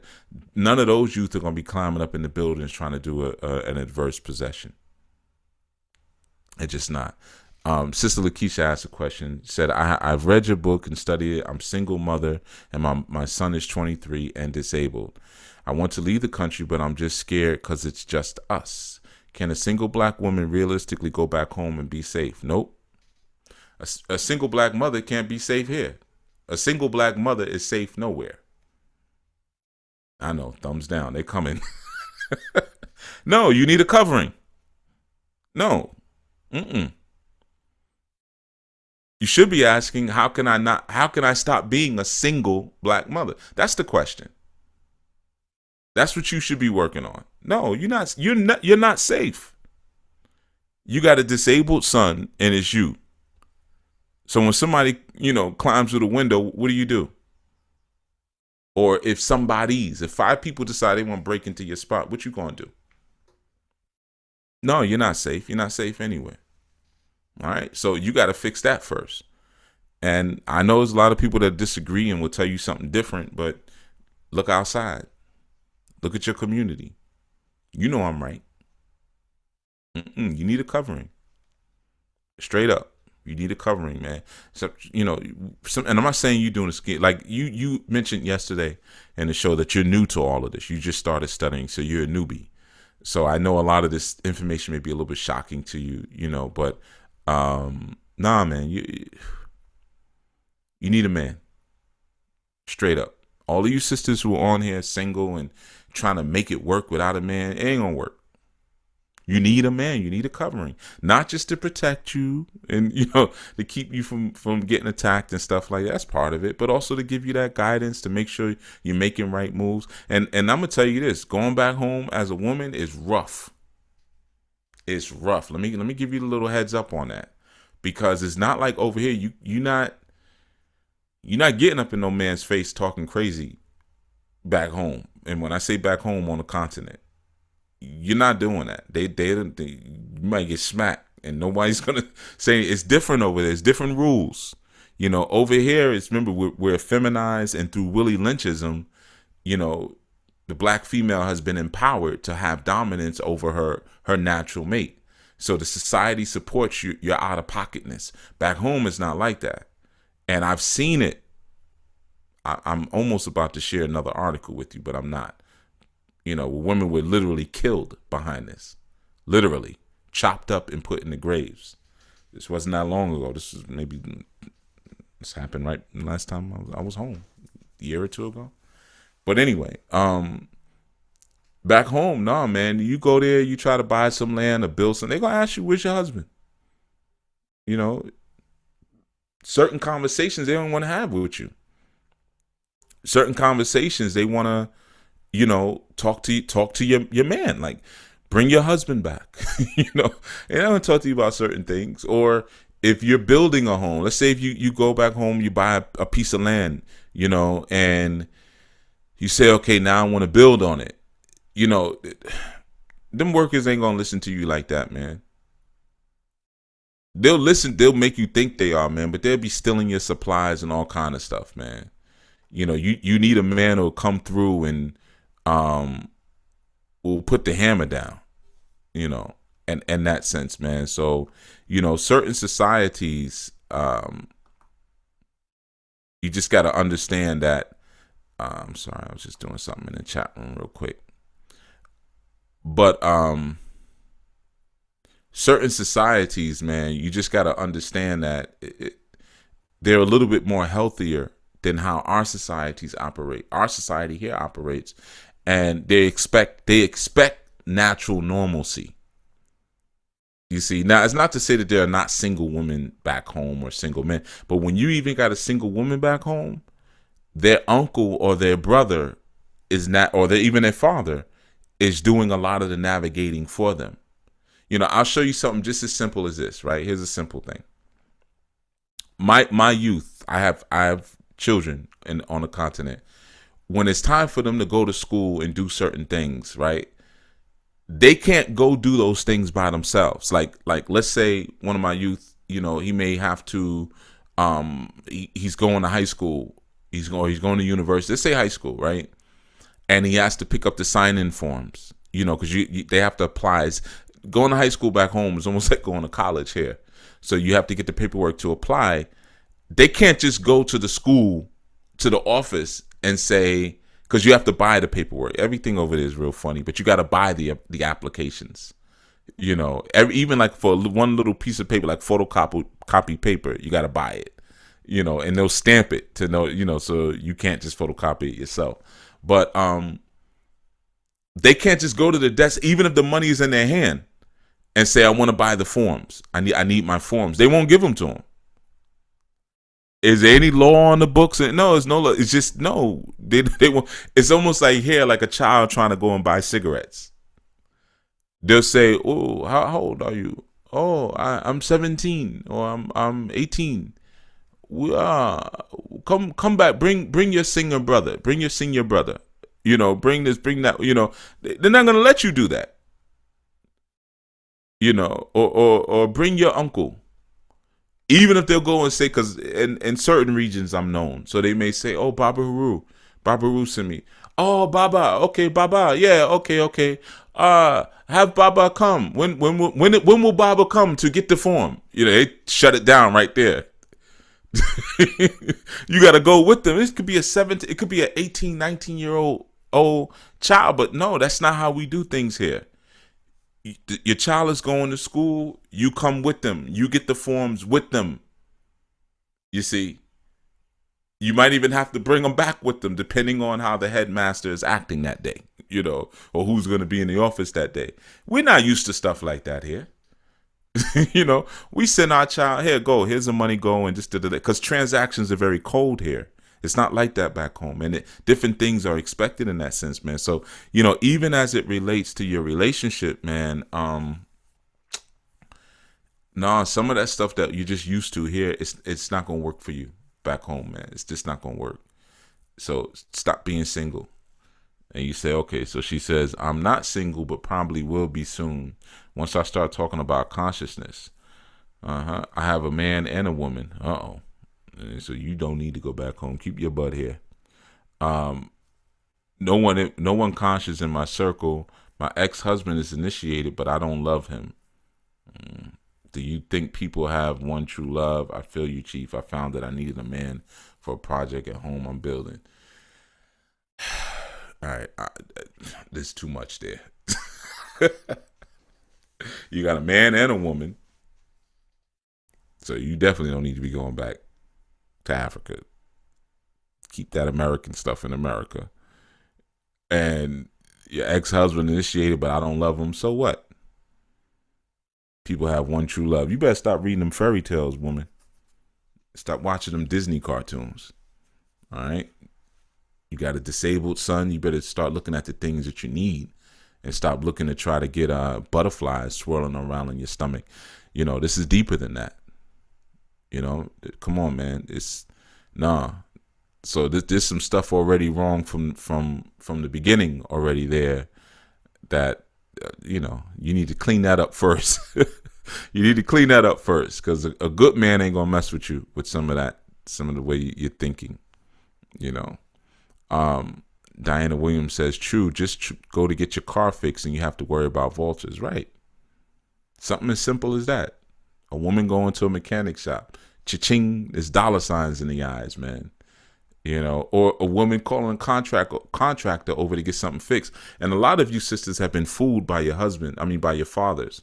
I hear that one all the time, man. You know, well, my daddy taught me how to do this work. I know you don't know what you're doing. Some of you fathers fool your daughters like that, man. You got to stop doing that mess. My daddy taught me how to work on cars. Yeah, right. Ain't met one yet. They always say that, you know, and then you say, okay, well, you know how to do this? Change the alternator in and out. Well, no, I mean, he told me how to check the oil and check the tire. Well, you know, there's a whole lot more going on in that. You know, that ain't about nothing much. Now, that's good. You know, I did the same thing for my youth.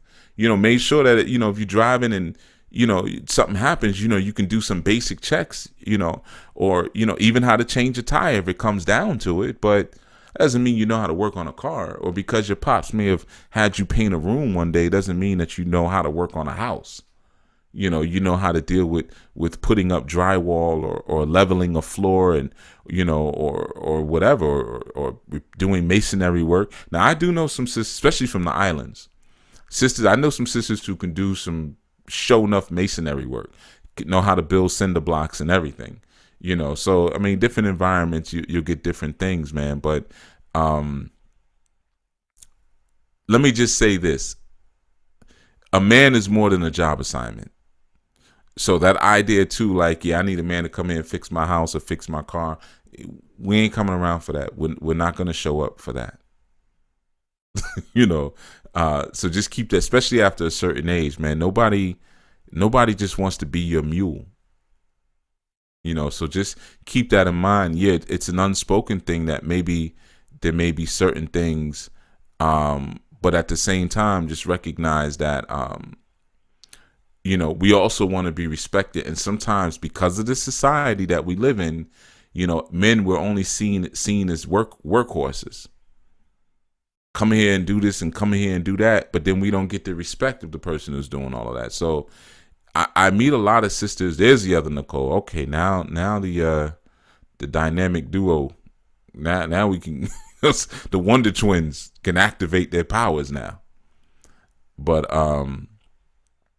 yeah, so just keep that in mind as some of you are speaking about that, man. I hear that so often from women a lot of times. I know I need a man because I need somebody to come here and do this. Hire somebody. We're not doing all of that. Hire somebody.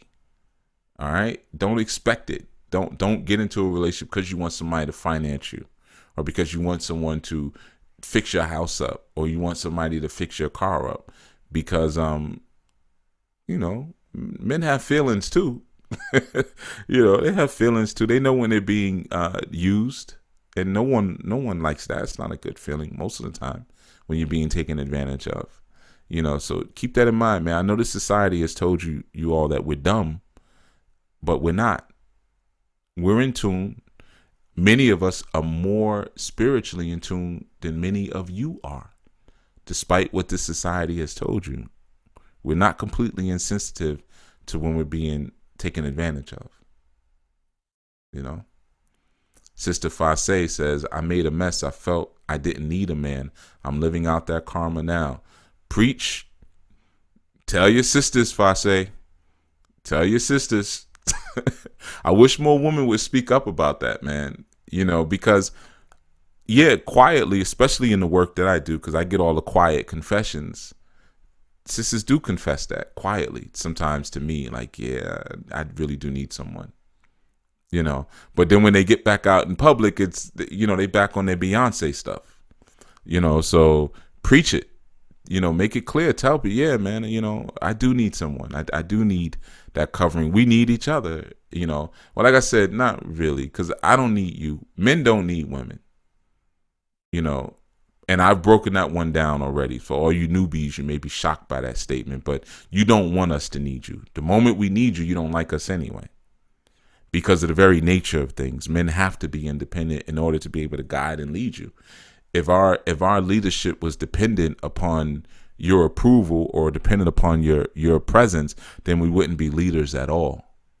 So when you understand that the interchange between the two, men want women, women need men.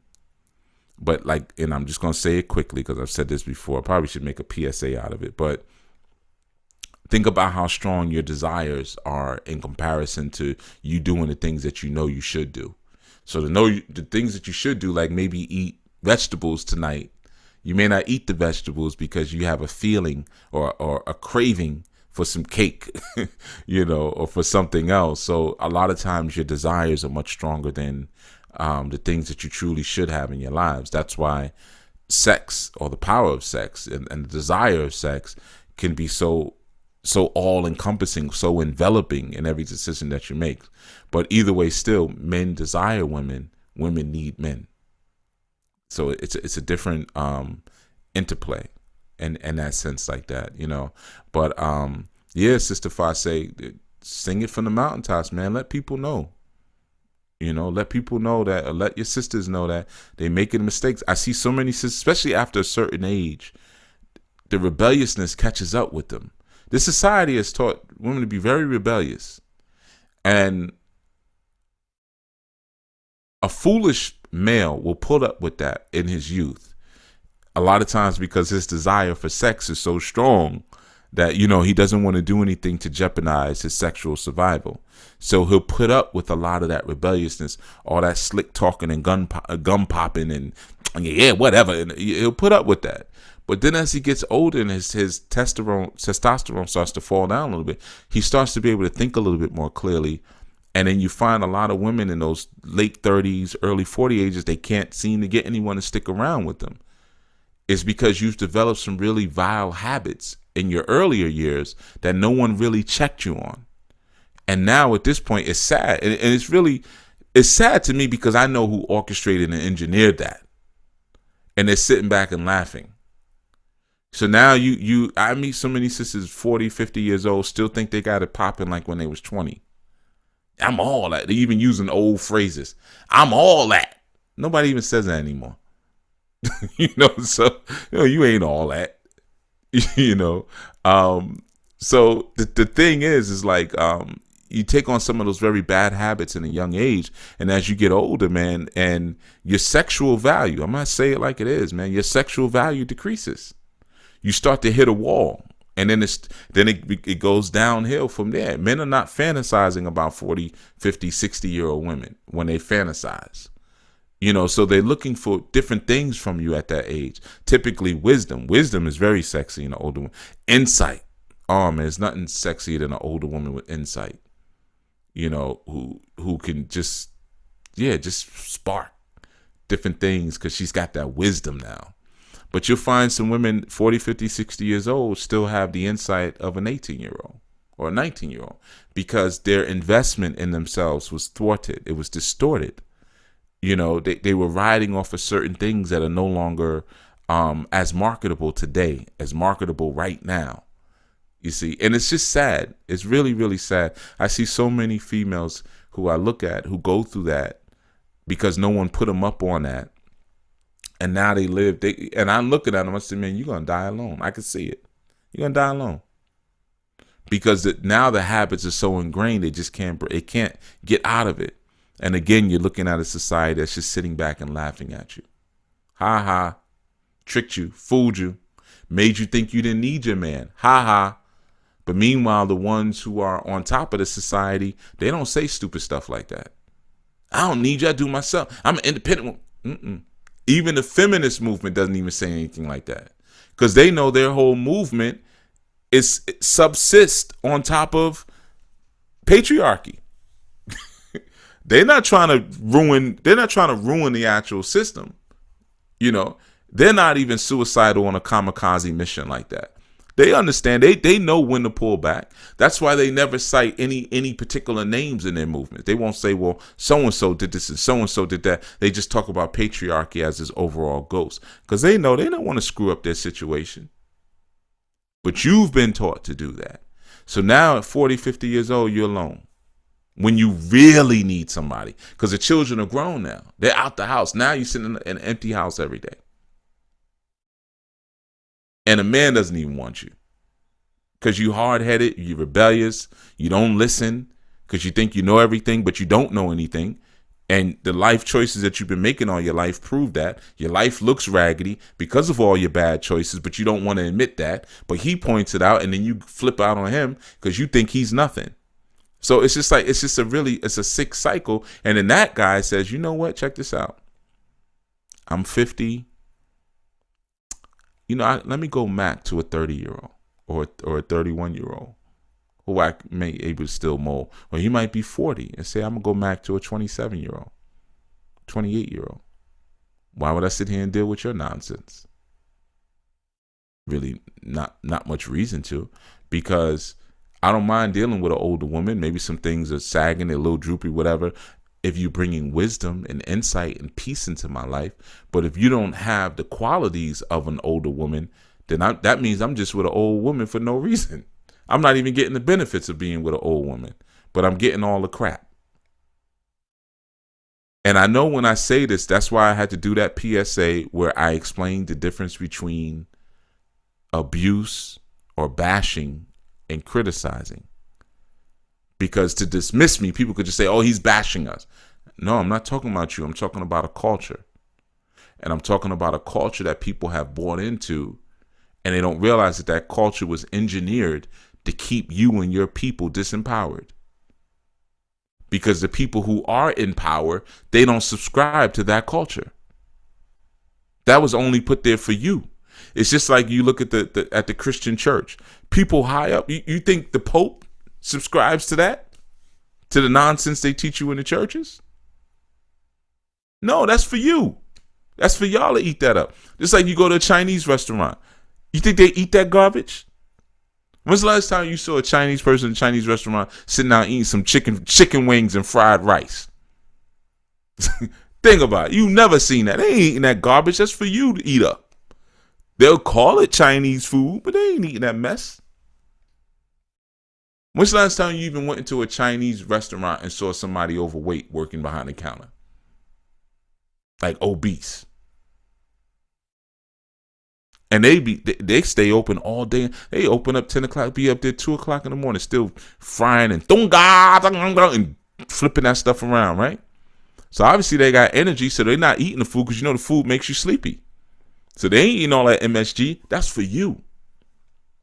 So it's the same thing with the culture, man. You know, the architects of the culture, they're not subscribing to those same things. It's not their own prescriptive culture. They prescribed it to you, and you're just taking it up and soaking it up. Very similar to what we spoke about earlier with the brother who, you know, went and now he's in jail because, yeah, man, these people writing these books and stuff like that, they're not doing these things.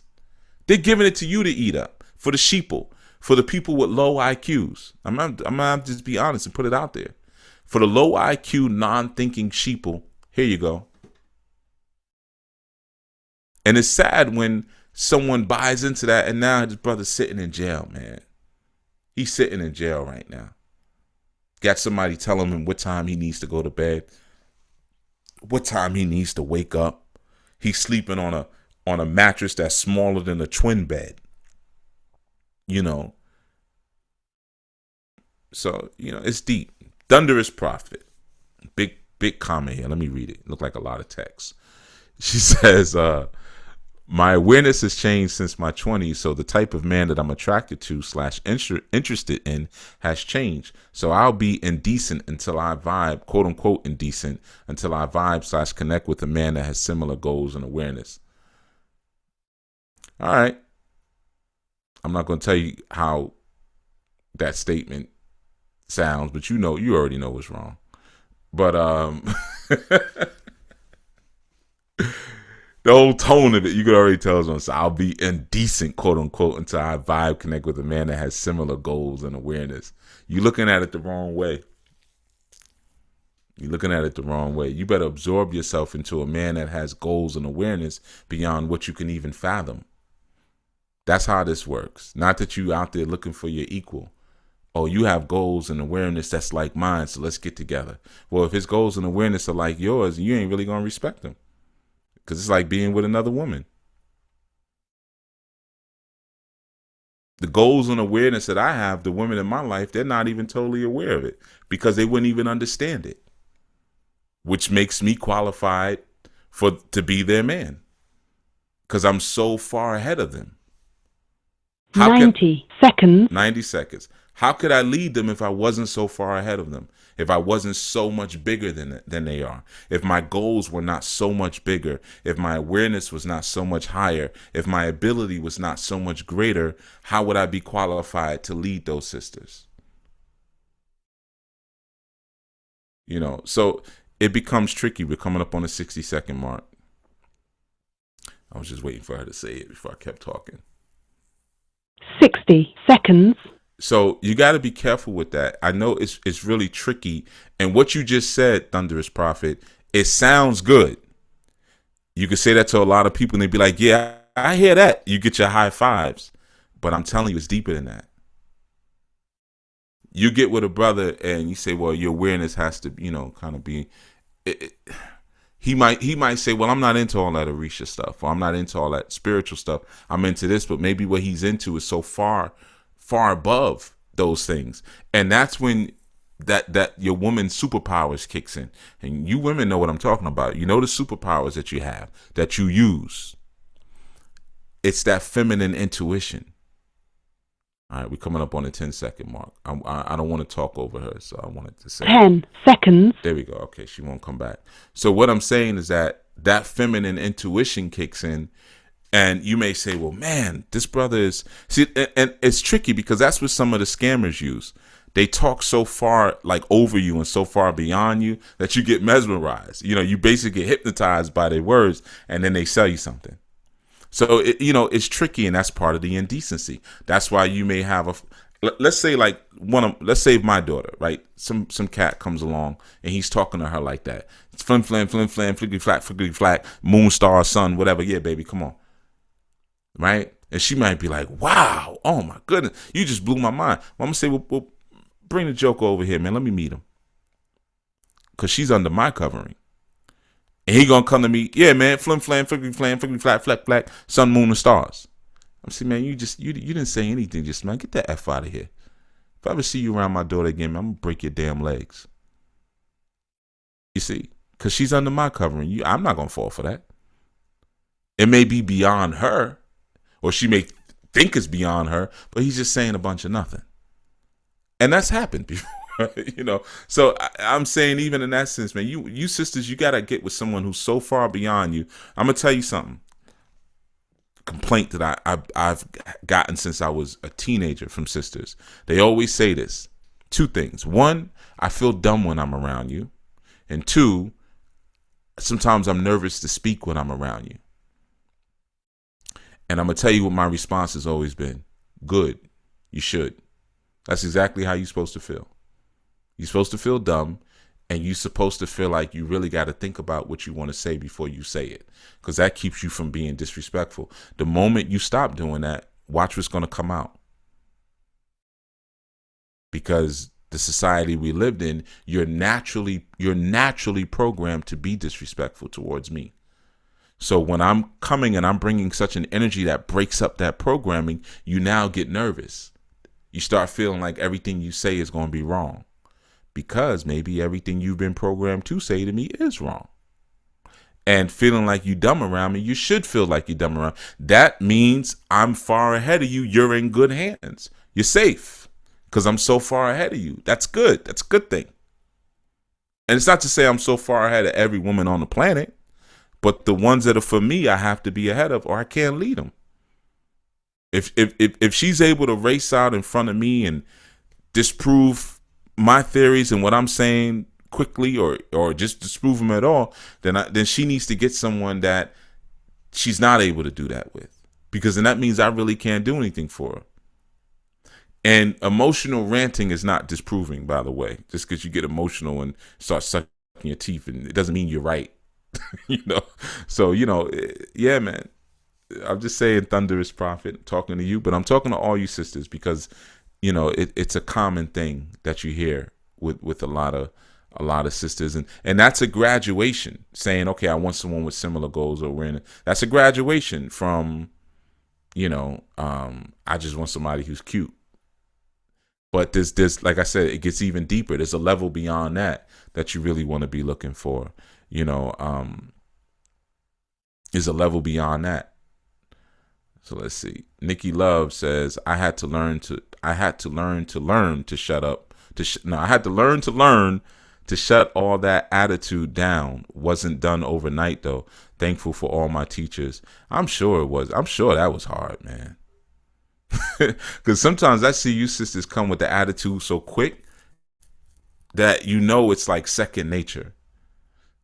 So I know that's hard to shut down. It's gotta be. It's like shutting down anger. It's hard to, when you finally get to that point where you can like release anger, but it takes a lot of work to do that. Especially, again, you only have all that attitude because you were taught to hate men. You were taught to hate yourself. So you got attitude with women, you got attitude with men because you weren't taught to love each other. So you look at each other like they're dirt. So you learn to shut down the attitude by learning about each other. learning the true story, the real story. Like I said, a lot of times if someone's going off, I'm quick to I'll get in their face, man, looking them eye to eye. Who you talking to? And it's not that I'm trying to intimidate people by doing that, but sometimes people are not really talking with you. They're talking at you, or maybe even a graduation from at, they're talking to you. But are you talking with me? Because once you see, I used to always have to say that to people, yo, there's a human being standing in front of you. Why are you talking like that? But sometimes people don't realize, they don't put two and two together. So they'll just be sitting there going off and screaming, yeah, and another thing, and blah, blah, blah. And you could tell people who do that usually are staring up in the sky or they're looking down at the ground. They're not looking right in your eyes. Because once you look right in my eyes, there's got to be some prick of humanity that pricks you and says, wait a minute, I'm talking to another individual. And in truth, there's something deep down in that we're all connected. So I'm talking to myself. See, a lot of times the attitude and the way that people talk to each other reflects their inner dialogue. They talk to themselves really harshly like that. So they send it back outwards to you as well, because it's just talking to themselves. So you look at them in the eye and they say, wait a minute, this is a unique thing here. This is a unique person. Yeah, I'm kind of talking to myself, but it's a unique person, and then it kind of makes them slow up a little bit, and say, wait a minute, hold on. It's almost like doing that to a child. You can yell at your child, but if your child's like, their eyes are tearing up and they're crying and they look in your eyes while you yelling, watch what's going to happen. Watch. It's going to, no matter what they did, you're going to calm it down. You're going to remember, wait a minute, this is my child. Now, they may have just crashed my car or, stole some money out of my wallet, or they could have, something really bad. One of the most heinous things, burnt up half the kitchen. But if I'm looking at them in their eyes and they're looking at me and we're connecting on at least a humane level, there's no way I could be screaming and going off or catching this much attitude or being this angry with them. I'm just not going to be able to do it. I may still be angry, but it's just not going to come out the way it usually comes out when we're not connecting. That's what sometimes I don't let people text me too much. Like some of the sisters in my life, and they know, that's why I don't let y'all text me like that, because it's too passive, and it invites passive aggressive behavior. You can say anything you want, and you're not looking me in the eyes, you're not looking at my reaction, whatever. So no, don't text me, don't instant message me, none of that, man. You got something to say, get in my face and say it, and I bet you it's gonna come out different than how I would have through a text. So it's the same thing, man. But, I commend women who are able to get through that attitude piece, because essentially you're getting through your racial programming. You're getting through the Willie Lynchism. Believe it or not.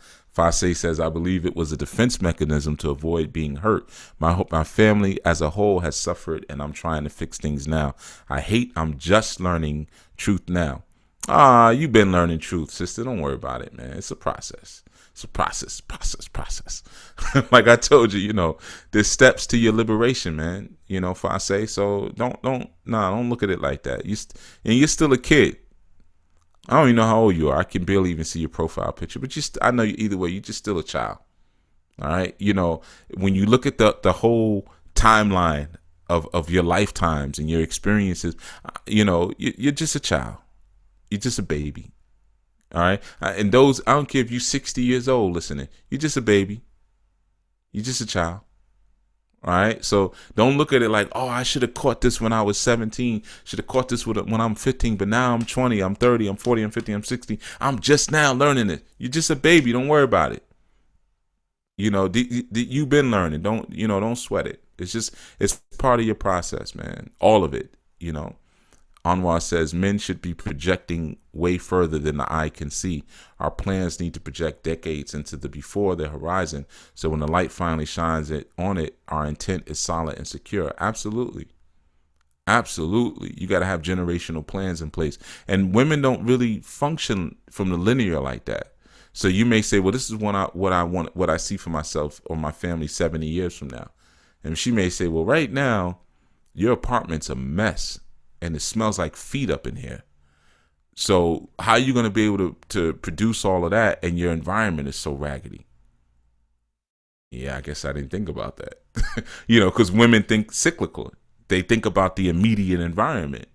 So sometimes it's difficult to share those type of plans, and sometimes even as a woman it's difficult to get him to understand what needs to happen right now. Like right now my car is smoking, my car's going to leave me stranded on the side of the road right now. I know, brother, you putting some money together and you're trying to buy this Range Rover and you got these big plans, but right now we think differently in that sense, man. Let's see. Keisha says, appreciate you, Chief. I'm scheduling my reading today. Should I get it from you or one of the women? I don't know. Get it from whoever you want to get it from. It's yeah. Go follow your heart. Yeah. Sasha says, LOL, the similarities between Chief thinking and my husband. Wow. Good. Fase says, that's why I don't say much in this chat room. It may be all wrong, capital wrong. Yeah, so good. Fase, come on now. If it's all wrong, that means you're going to get corrected, and eventually it'll be more right than wrong. Speak out. This is an opportunity to be corrected. Don't look at correction as chastisement. And I'm not just talking to you, I'm talking to all you sis. I've heard that so many times. I feel like everything I'm saying is wrong. Good. So then listen to what's being said that's correcting your thinking. Because remember, like I told you in the show recently, you only have one problem. And that one problem is going to project and extend itself to various expressions. But it's one issue that you have. So the more you may say things and the more you may put yourself out there, the more we can see. It's like being on a team. And the coach says, okay, go ahead and run these plays. And they're watching you. And you may say, dang, man, I don't know what I'm doing. I'm messing everything up. But the coach needs to see you so they can see what to correct. Or they may already know what to correct, but they need you to go through it so they can point it out to you in a certain way. But I hear that so often from sisters. That's why I'm just quiet, because I don't want to say the wrong thing. That's why I don't call in Chief, because I don't want to say something. You're going to say the wrong things. Here's a good example. Sister Lakeisha last night in the show, she put up a question, and the question wasn't really one that made that much sense in terms of what she was saying, but we still answered it. And then she asked several other questions, and I said, okay, well, here's an opportunity for you to learn. The way you worded that and what you're actually asking doesn't really add up to what you think it adds up to. And she could have said, well, that's why I ain't never asked no more questions again. But she understood in the moment that no, this is how you learn.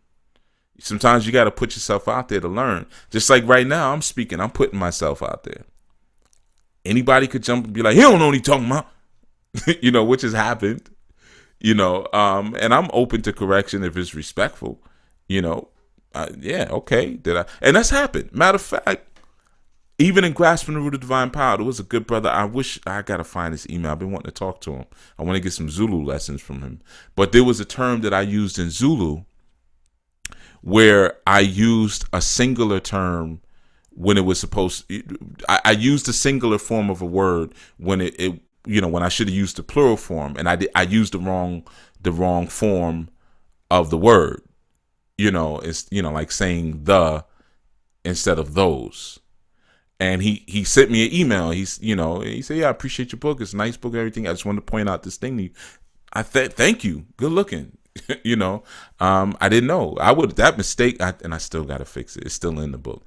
It's sad because he sent me that email like 2 years ago. But I'm going to get on it. Because there's a couple things I wanted to change in that book anyway. So I want to kind of do a revision. But put it out there and, got corrected. Yeah, man, you put a singular when it should have been a plural. All right, I'll fix it. Thank you. Yeah, so man, put yourself out there, man. Don't be afraid, man. And don't put expiration dates on your growth.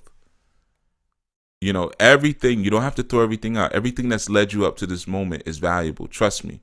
Everything that's led you up to this moment is valuable.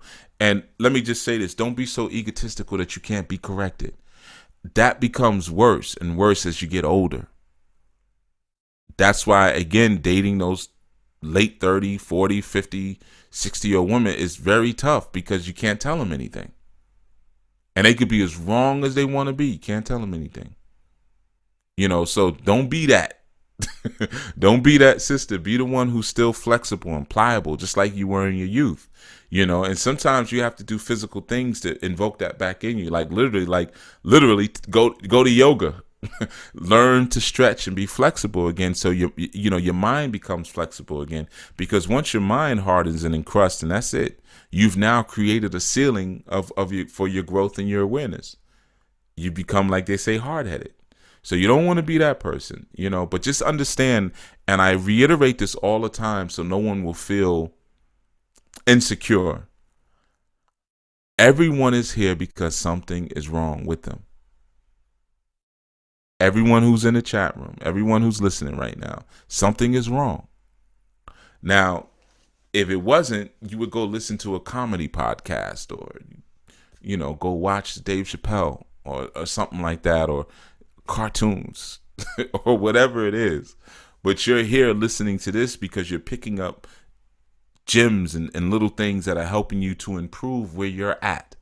That's everyone's situation. Doesn't matter how much of an authority some people will speak as. Sometimes people will do that, even when they call in or they're in the chat room, they'll try to speak like they're authorities, but they're not.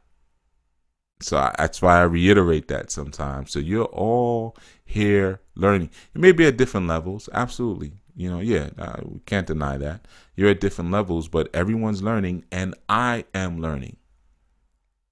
I am still learning too. Okay? I love physics, but if I go into a room of master physics or physicists, I might feel dumb. I probably would, I would ask questions if that was opened up to me. But, and it's something that I love. It's something that I've studied, but I've never worked in that field. So there's so much that I don't know about physics, I'm sure. Well, not even, and I know there's so much that I don't know. I don't even have to say I'm sure. There's so much that I don't know because it's been more of a hobby, over the years for me. But I could probably rock a little bit. But if they kick it into high gear, I'm going to be a little lost. But I still would like to be in the room, and if I get an opportunity to share a thought or whatever, I would love to be corrected. No problem. Thank you. When else would I get that opportunity? So there's always something to learn. You see, there's always something to pick up on. There's always more. There's always an opportunity for you to be a student of something. And everyone who's here is a student. Now, some people are more egotistical than others, so they're going to act like they're not students. But I'm telling you, they're all students. Sometimes I read through that chat room and I see wrong statements from a lot of people. I don't say anything. It's part of your growth. But, no one's in there just dropping bombs every time they type and look at this and look at that. No, it's not like that, man. Everybody's still growing and learning.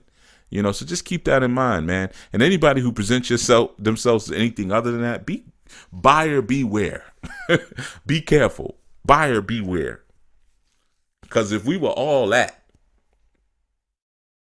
you wouldn't even have access to us. If we were all that. Let's think about that.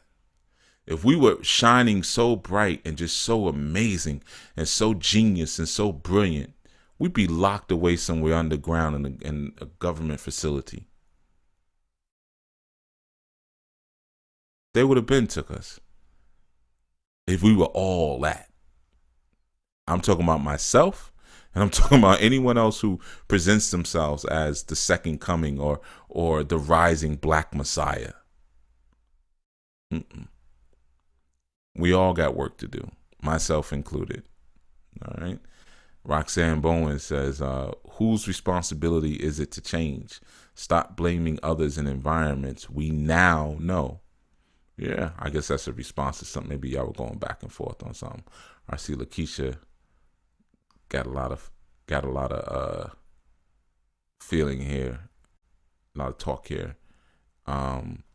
Sister Fasay Fells, if anyone Brother Byron says is, if anyone is wrong in this room, they aren't ridiculed. We grow, learn, and support each other here. Exactly.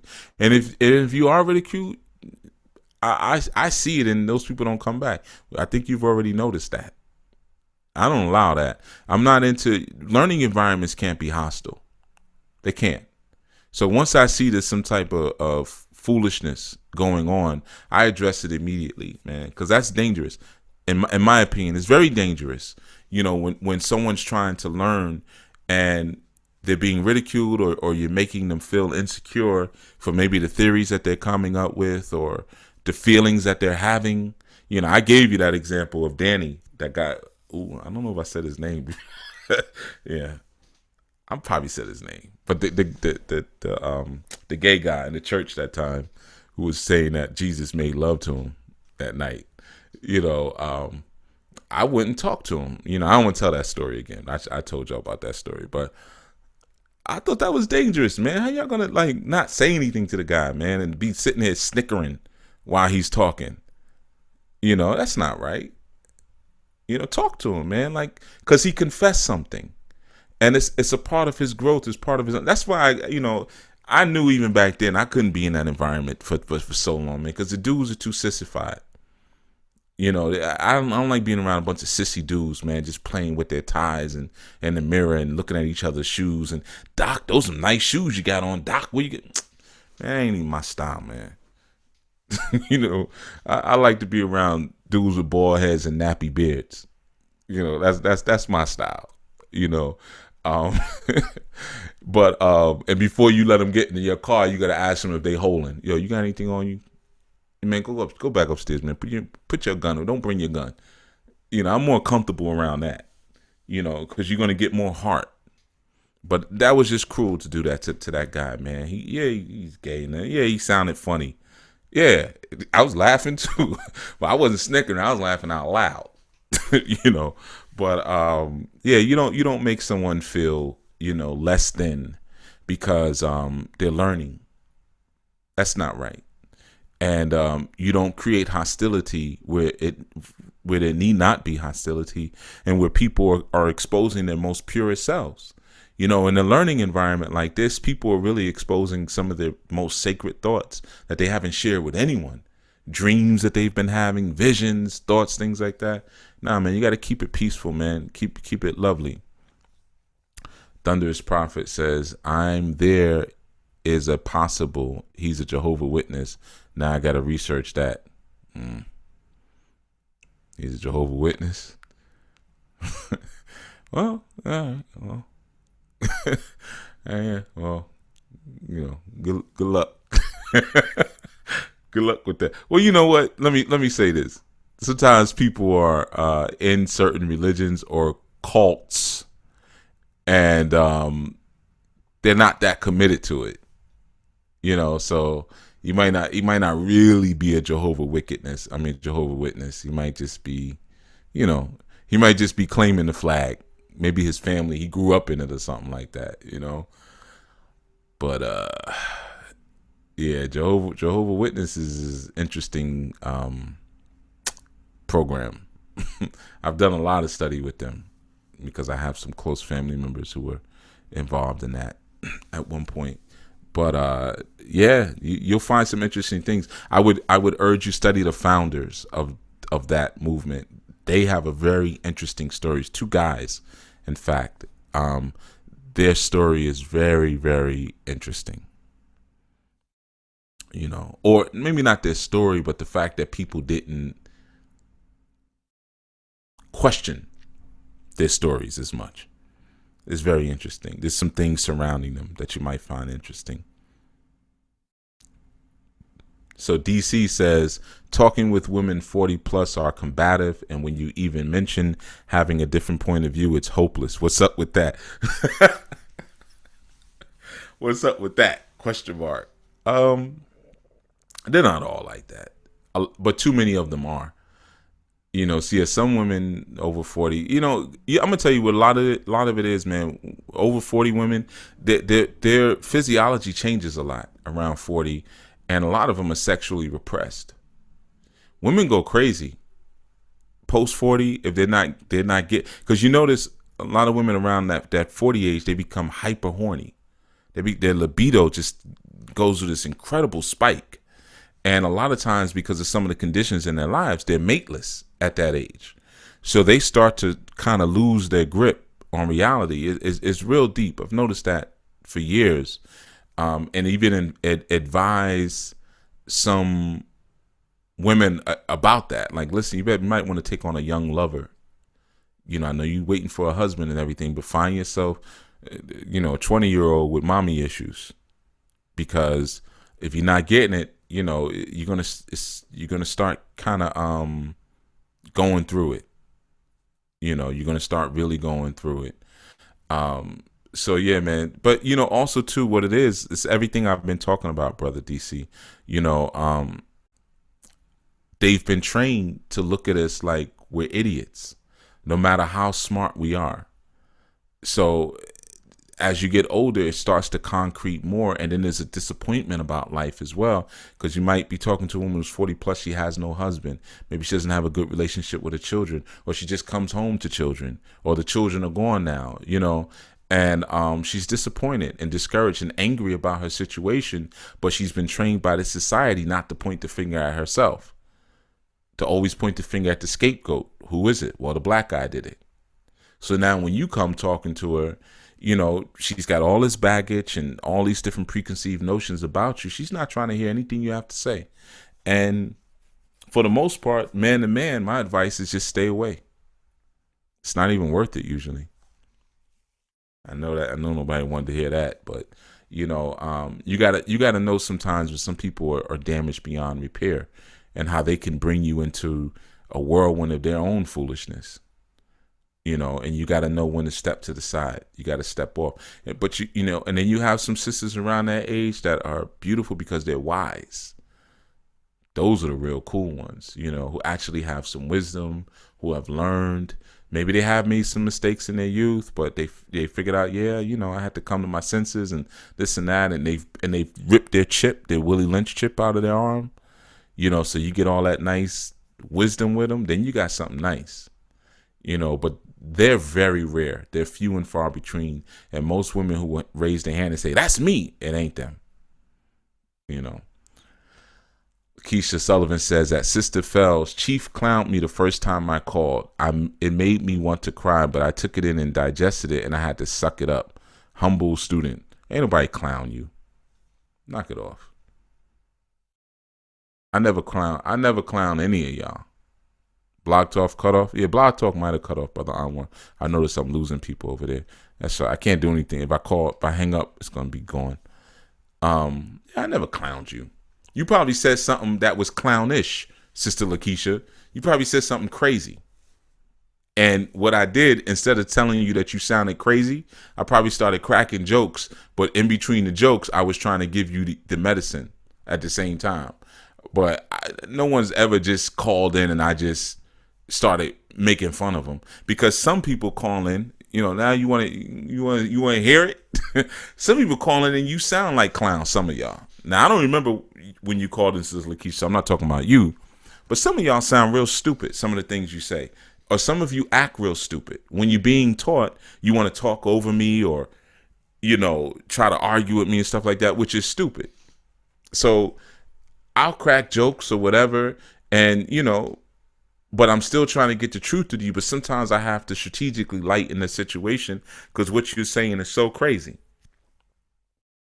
You just said you got a man and a woman. Did I clown you for being bisexual? I had plenty of opportunity just now. No one clowned you, actually. So come on, man. I never clown y'all. I had plenty of opportunity. Heck, Thunderous Prophet is over there all booed up with a Jehovah's Witness. I didn't clown her. You know, come on, man. You know, I never clown y'all, man. Y'all just not, you know what it is, man? You ain't used to the punchiness. I'm a man. I'm punchy.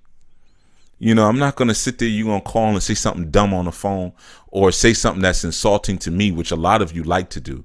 You throw low-key shade at me when you're talking to me. You think I don't pick up on it.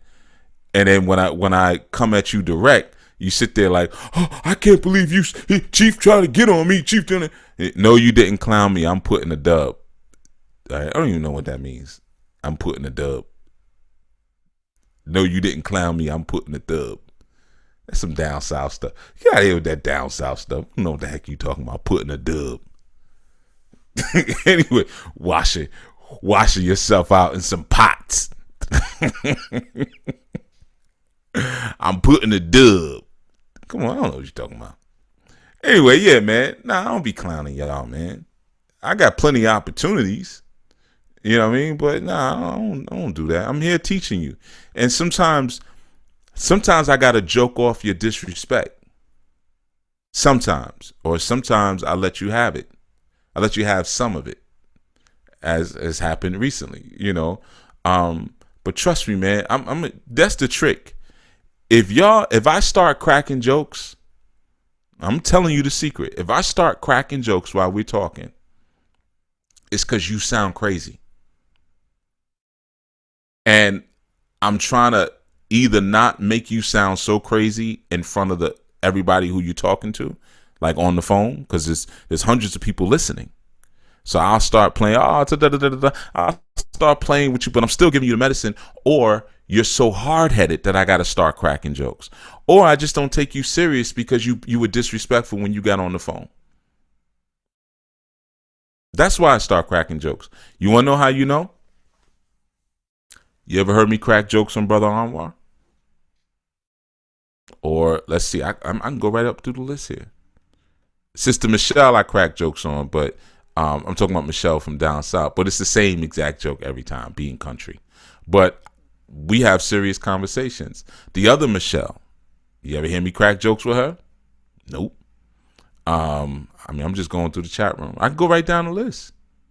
Sister Lola, I had her on the whole show. Crack jokes with her? Nope. Or clown her, as y'all might say. It's only when y'all get on and start talking crazy. Then I have to either I can sit here and come back with, I could show you how crazy you sound on air. And if I do that, you're going to be embarrassed, and then it's going to be a scene.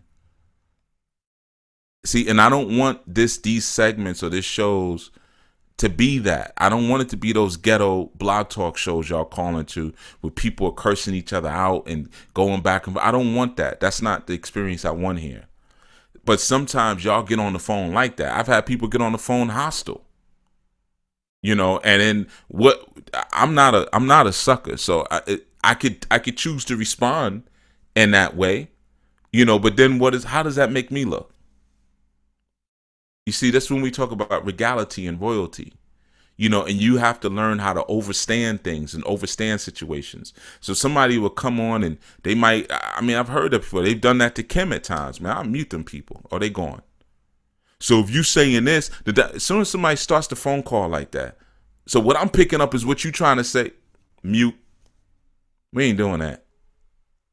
You don't call me because you just finished reading a book yesterday or watching a young Pharaoh video. You know, you just came into consciousness and now you want to start arguing with people. This ain't that. We trying to keep a dignified space. So if you calling or you saying something, like if you calling right now, and you probably are that sister from Vegas. Are you that sister from Vegas, Sister Lakeisha? See, I remember where people are from who called in and said that you got a girlfriend and then your girlfriend called in after you. I didn't clown either one of y'all. If it's you, it might not be you. It might be, I'm not saying that all you lesbians know each other. So I'm not saying that. But I'm just saying that, you know, sometimes people will call in with some stuff that is completely off of what we talk about here, we teach, and I'm not trying to make the person feel convicted on the phone or embarrass them or whatever. So I'll start cracking jokes that got nothing to do with what we even talking about. Maybe I'll hear sound in the background. I see what you doing back there.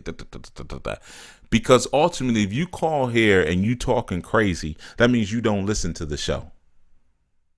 Ultimately. And that means you probably are going to only listen to 5% of what I actually say. So I'll crack jokes and then I'll throw in a little gem and then I'll get off the phone. Because I know you can only handle the one gem. So I want you to understand the science of what I do. It's overstanding, man, and you got to anticipate things. And I'm also sharing that because a lot of times you brothers, I notice, reach out to me a lot and ask me how I handle some of these calls. Like, some of you pick up on what I'm talking about. And you say, man, you were so smooth with that. You handled that this way, you handled that way. Well, it's not just because I'm a smooth person, but it's not just because I'm just so smooth, but it's because I'm doing something here. I can't allow it to just be messed up by anybody who calls in randomly. I'm doing something. I'm creating a vibration here. I'm creating an experience here and an opportunity for people to learn and to grow.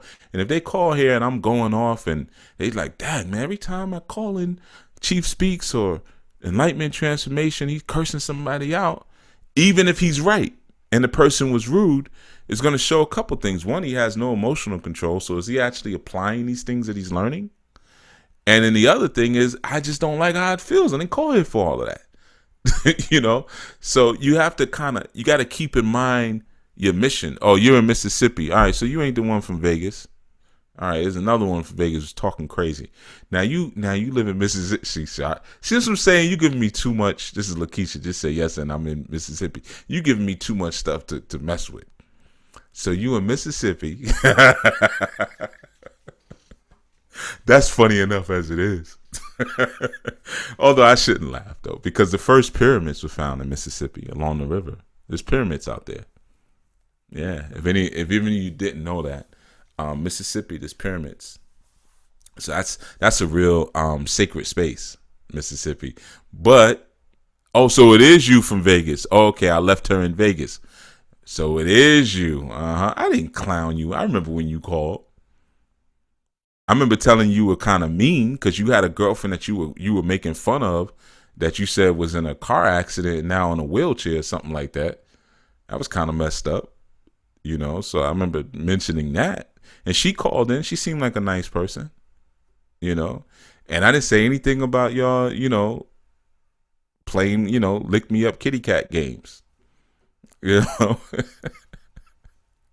Yeah, man. So that's what I'm just saying, man. You got to understand when you have your eyes set and positioned on a larger goal and something larger and bigger that you're trying to get accomplished, you're not going to be so distracted. So a lot of times, even when you all may think, oh, Chief is going off, I'm not going off. I'm just saying what needs to be said in the moment. Sometimes you got to raise your voice a little bit. Sometimes you got to use different language. You change your inflection or whatever. But ultimately, I'm not losing sight of the ultimate goal, which is bring people in an environment where they can learn and grow. That's it. That's the goal. And it's still different ways. And yeah, you say, I'm still on my journey. Thanks. Yeah, well, yeah, man, you stopped over Mississippi. How do you go from Las Vegas to Mississippi? Here we are. See, that right there. You give me too much material. It's too easy with you. I don't even, But no, I didn't clown you. If I clowned you, you wouldn't have came back. Because if I clown somebody, I'm vicious. I go for the jugular. Trust me, you won't like me after I clown you. Like I said, if I'm being humorous and things like that, sometimes just to loosen people up. People calling, they're a little stiff. And I know, they're not going to really take the information, or they may be looking at me a certain way. Sometimes I do that if people are really nervous talking to me. People will call and say, I'm so nervous. So now I start cracking jokes. Loosen them up a little bit. Let's talk. Come on. So no, trust me, man. Like I said, I'm more of a schemer than you guys might realize. Things that I do are much more calculated than you might imagine. And I would never go off. Like I said, most of y'all are not even real to me anyway. I've never even met you. Some of you don't even have pictures on your avatar. So come on, man. And then you calling on the line. I don't know who I'm talking to. Yeah, you think I'm really gonna go off like that? I don't even know you. So yeah, trust me. And I'm gonna tell your boyfriend what you said, Thunderous Prophet. I'm gonna find him. I'm gonna tell him. I'm not even gonna say your comment out loud, but I saw it. I was pretending like I didn't see it. Marvin Newton says, I'm so grateful and thankful for finding you. I'm thankful for finding you, sis. You consistent. I'm seeing results using your information. Good. Both spiritually and physically. Even better. I need to get a reading. I'm working on it, Chief. What you need a reading for? Maybe you do, maybe you don't. Just keep applying the information. You know, you got a lot of free stuff. You know, work the free stuff. You know, I know how my people are. I know how much they like free stuff. I ain't stupid. Vivid Eye says, a big issue I have is handling certain energies in the moment. My temper has been a point of constant work. I am in awe of the teachers who can handle it on a daily basis. Yeah, Vivid Eye, man, put your mind forward to what you're planning on, man. Get out of the moment. Like, look what you just said. A big issue is I have is handling certain energies in the moment. Well, there you've now found your Achilles heel. Your Achilles heel is the moment. So look beyond the moment. You know what I mean? Like look beyond what the moment represents and what the moment is for you, and look at the ultimate goal, what you're really trying to get accomplished and get done. That will help you a lot with that. Now, I've never had a temper, even though I was told that I did. My parents told me I had a real bad temper as a youth, but they don't know what the heck they talking about. I ain't had no freaking temper. They have tempers. I come from a family of wolves. You know, them wolves that they go and kill everybody and then go and cry about it later. That's them. I never went into them rages or nothing like that. But there was a short time period when I was very, very, very young where the spirit of one of my Egun was on me so strong. He was a very strong Ogun energy that, yeah, it came out in some real bad ways. I guess we could say bad, but you know. So, but nah, I don't have no temper like that, man. You know, the stuff I do, it may be cruel at times, even, but it's very calculated, which makes it even more cruel, I guess. But so you know, I sympathize in a way with some of you are dealing with temper issues, but you know, again, I don't have too much hands on in that. But I have you know, gotten angry before. I've gone into a rage once or twice, you know, in my life, and I can tell you, ultimately, my ability to control those things came at the helm of being able to kind of see a little bit more long term. Look at how maybe those immediate actions may affect things, and when you start looking at things more long term, you already know what to suspect. You know, it's just like, let's say it's Friday, right, and the power company comes and turns your lights out, right? And their office is not open to Monday. So you know now, Friday night, you sitting in the dark. This strong end is going to be a dark strong end, right? And let's say you still don't have any money, right? And you say, okay, so I know I have to call them Monday. And you already know that they're already going to be rude. They are going to tell you to make a payment in 3 months. They're already going to tell you that they're not going to accept your promise to pay it today because you failed already on 3 or 4 promises. So you got to come and bring this cash. And, you know, so you kind of already, you think about it, you visualize the conversation, you know what to expect. Whoever probably is going to pick up, they might be in BITCH mode. You know, that may happen, you know, and that's one way to look at it. Or you may say, no, this is going to work. Depending on the situation, they're going to help me out. You know, you can take that approach as well. You can take a realistic approach. You can take an optimistic approach, either one. But, you know, it's about that long-term projection. And when you can look at things long-term like that and kind of map them out, they won't take you, you know, by surprise so much in the moment.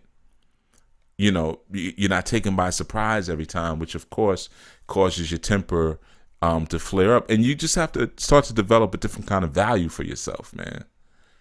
You know, once you develop a different kind of value of yourself for yourself, then you can make more intelligent decisions as to who deserves your argument. You know, like I've been with sisters before. You know, some sisters, they're not happy unless you go upside their head. I know, another thumbs down. But what I mean is that some women like to be disciplined that way. And if you're the type of brother, because I'm not into that, man, I'm not catching no domestic violence charge for you, you know. But if you're the type of brother, like, nah, we ain't doing that, you know, because you see a value in yourself, man. You know, like, nah, do that. Find that with somebody. Like, I had to tell a brother that recently. He was, you know, he had a little situation with his woman. He's like, man, she gets all in my face and this and that. I said, you know, she wants you to hit her. I said, that's what she been doing this for a while. She wants you to put your hands on her. And I was like, the best thing I could tell you to do beyond don't put your hands on her is break up with her. Don't wife up people who want to be beaten. Well, no, let me not say that, because there's a time and place for everything. Let me just say that. But, in that way, in a way where, it could become criminal. So the best thing you could do is monitor who you're around. Like, if you're around certain people who like to see you at your worst, for instance, don't be around don't befriend those type of people. Think, project in the future. I got a friend like that now, man. He just came home. He came home recently. He did 15 years in jail for a murder, right? And another one of those that just loves to be around me, because he's like, yo, man, because he's got a bad temper issue. And he's like, yeah, when I'm around you, like, I can, you really help to like, kind of cool my thoughts a lot. But it's like, it's kind of bad because I'm avoiding him, right? I haven't been returning his phone calls or anything. Because it's like he's always in situation anywhere we're at. And he's real petty about things. Like, he reached out to me recently. He's like, yo, my girl's cheating on me. I put this device, because he's really, like, he learned all of this technical stuff when he was, like that. He's like, yo, I put this device on her car and I can track where she's at, wherever she goes. And I'm like, yo, come on, man. Like, yo, you just came home from doing 15 years, man. This is the most important thing to you. So he called me the other day. He was like, yo, I'm looking at this BITCH right now. Now, she told me she's over her friend's house. No, she's a teacher, excuse me. She told me she had to stay late at work. Well, what's she doing over here, going here? And I'm like, yo, there's more important things in the world right now, man. So he's ready to catch another charge behind this. So my response, I can't be around you. All right? Because you always lean and incline towards your worst. And that means you don't mind if you see me at my worst. You don't want to see me at my best. And my worst is bad. He among all people, he knows that. So we can't be around each other. You see, so I'm projecting long term. I'm thinking about the future. And this is a close friend of mine, but it just means, we can't, even on the phone, like, we can't be around each other too much, man, because you're dangerous. You'll have me in a situation as old as we are. I'll be fighting and wrestling somebody in the street behind messing with you, or worse. So sometimes it's that as well, brother DC. It was Vivid Eye who had posted that. Vivid Eye. Sometimes it's about being around people who want to see the best come out of you, not the worst. Sometimes our tempers are constantly flaring because we got people who are purposely antagonizing us, or purposely want to bring out the old version of you. This same brother has said that to me before. One time something happened, and he saw me kind of like light up a little bit. I'm going in the trunk grabbing, tire irons and like, yo, I'm about to go, little situation. He was like, that's what I'm talking about. Yeah, that's what I'm talking about. That's the you I remember. And I'm saying, all right, and that right there, that calmed everything down. I said, oh, wait a minute. No. We not doing that. No. Put the tire iron back in the car, back in the trunk, and, go walk and work this out. You see. And I'm looking at him like, he's dangerous. This guy's dangerous. So that's what I'm just saying, man. Sometimes you have to, you got to look at those things. And like I said, I love the brother, man. I love him. Would I go to hell and back for him? No. If he called me right now and said, yo, I got a situation, no. And that's a hard thing because I'm known for my loyalty, but no, you're dangerous. Nope. So it's the same thing with your temper, brother, man. You got to be able to kind of look at things like that and project long term. What do you want for your life? I'm not trying to be an old head up in jail or in prison. Jail and, up in prison. I'm not trying to be an old head up in there. And no, That's not the goal here. I'm not trying to be wrestling and tussling with people in the street. And I don't see too many people in my life who are worthy to fight me. And the same thing in relationships. I don't meet too many women who are worth me getting that domestic abuse charge and going to jail. And I haven't met anyone that valuable. Where it's like, yeah, I'm happy to be sitting up in this jail cell because man, it ain't even worth it. So just kind of think about that. You got to be able to kind of look at your own value in a sense and make a clear determination as to what's worth you. I expelled a sister, and it was a year ago, and I said something to her, and she kind of looked at me crazy, and I said, "Yo, I'm not gonna break one fingernail on my hand going upside your head. Get out." And that was the last conversation we had. We had been dealing with each other for years. That was it. She raised her voice at me, and that's something I don't tolerate. It only took, well, she did it like two times. And after the first time I said, "Yo, if you ever raise your voice at me again, that's it." She did it again. Tried to yell at me. I said, "Who that F you think you talking to?" Yeah, I was like, "Yo, I'm not your boyfriend. I'm not some little dude on the street or whatever." And I was like, "Yo, I see what you want, but I said, I'm not gonna break my fingernail going upside your head. You ain't even worth a fingernail. So you gotta go." And that was it. And never spoke to her again. That's how much I value myself. Even down to my fingernail. That's how much I value the fingernail on my body. I'm not even gonna break a fingernail dealing with your stupidness. You see, I'm not gonna spend 10 minutes trying to calm myself down because you just finished going off on me or you did this or that to that. So, brother, it's about being able to see, the value as well. You know what I mean? Being able to see the value in yourself and saying like, well, what is worth me going there? What is worth me taking away from all this beauty that I have the potential to create in my life? I Am Divine says a journey taken once you're on your path is life-changing. Since becoming a part of Anew in October 2016, my life was turned upside down. I hope in a good way. I'm so grateful. Thank you for all your teachings, Chief. Yeah, it's all good. I hope it worked out. Lakeisha Sullivan says, that's why I left. Domestic violence is not cool and I deserve better. Yeah, whatever, Lakeisha. We ain't paying no attention to you. We don't know why you really left. We know you mean. We know that part. Vivid Eye says, damn, LOL. Chief hit it on the head. Some of my people forever harken back to the old Mar. My name is Jamar, so they call me Mar. See what you surrounded by? You see what I'm saying? You surrounded by those who trying to pull you back in the hole. Sometimes, that's just a brother, I know you're younger than me, but, older brother, the younger brother, as we get older, man, them circles get small, man. Sometimes you just gotta like, I got brothers, man, I've known for years, man, who've never seen the inside of my house. Who've never even seen my youth. If they did show up at my house, I'd be closing the door, stepping outside, closing the door behind me, like, yo, let's take a walk. Like, sometimes that's how it is, my brother.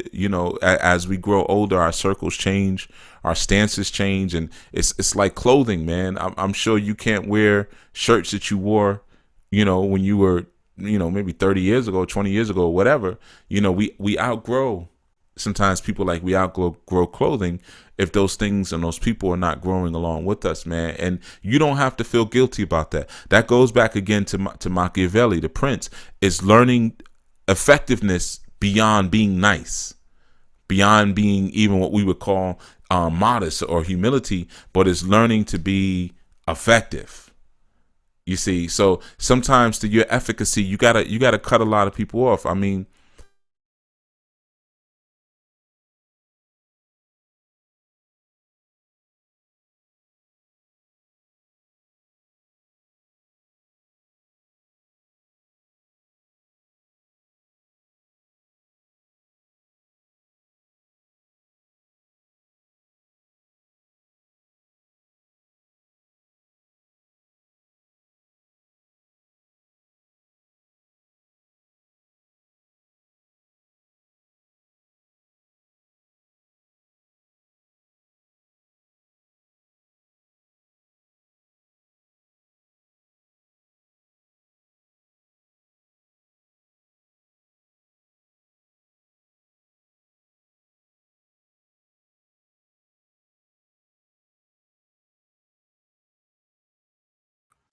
All right, all right, all right.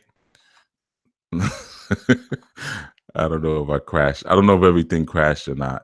I'll talk a little bit and I'm gonna close it out anyway, because we're well over anyway at this point. But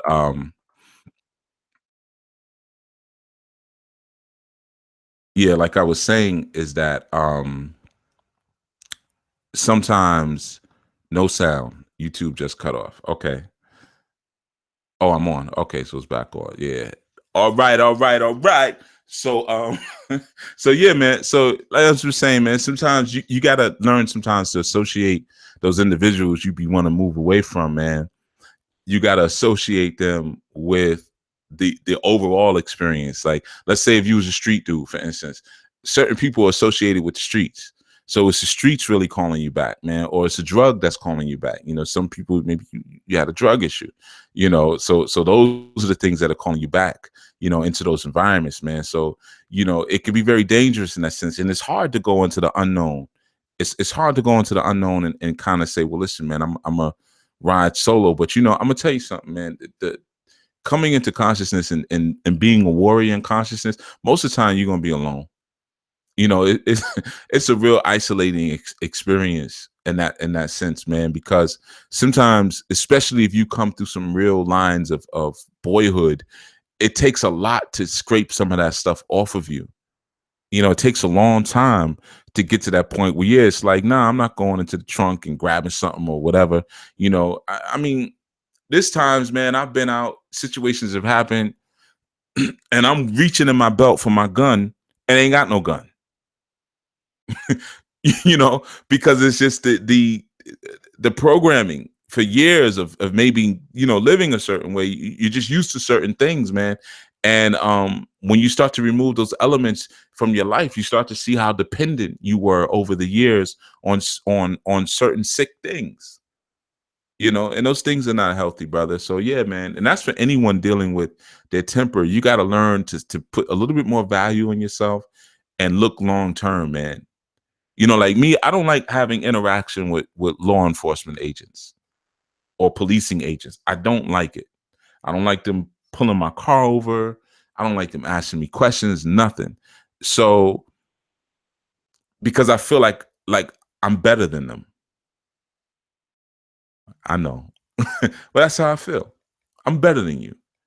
Cause I wouldn't take a job like that. Like, look at what you're representing. Look at the emblems that are on your sleeve. You know, and at any point, and I don't go in for all that good cop, bad cop crap. Well, some cops think, nah, they all bad.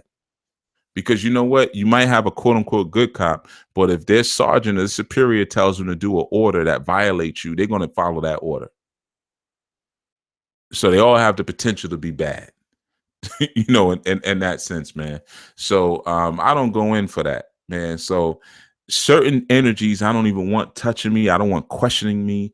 I don't want saying my name. You know, you just kind of go through the list. So I'm telling you the same thing in your struggles and your work to try to get through and get over your temper or certain situations that will bring your temperature your temper out. You know, look at the value that you want to place on yourself, the environment you want to place in yourself, and then ask yourself too, in those environments, do you have anything to prove? You know, what do you have to prove? Even if it's a relationship, you know, sometimes we say some really vile, insidious, and cruel things to one another because we're struggling to try to be right. We're struggling to try to we just want to be right. We just want to prove something, and you know, what do you have to really prove? You know, especially as you get older. Like, if I tell somebody, hey man, I'm gonna beat you up, like, who wanna see an old man fight?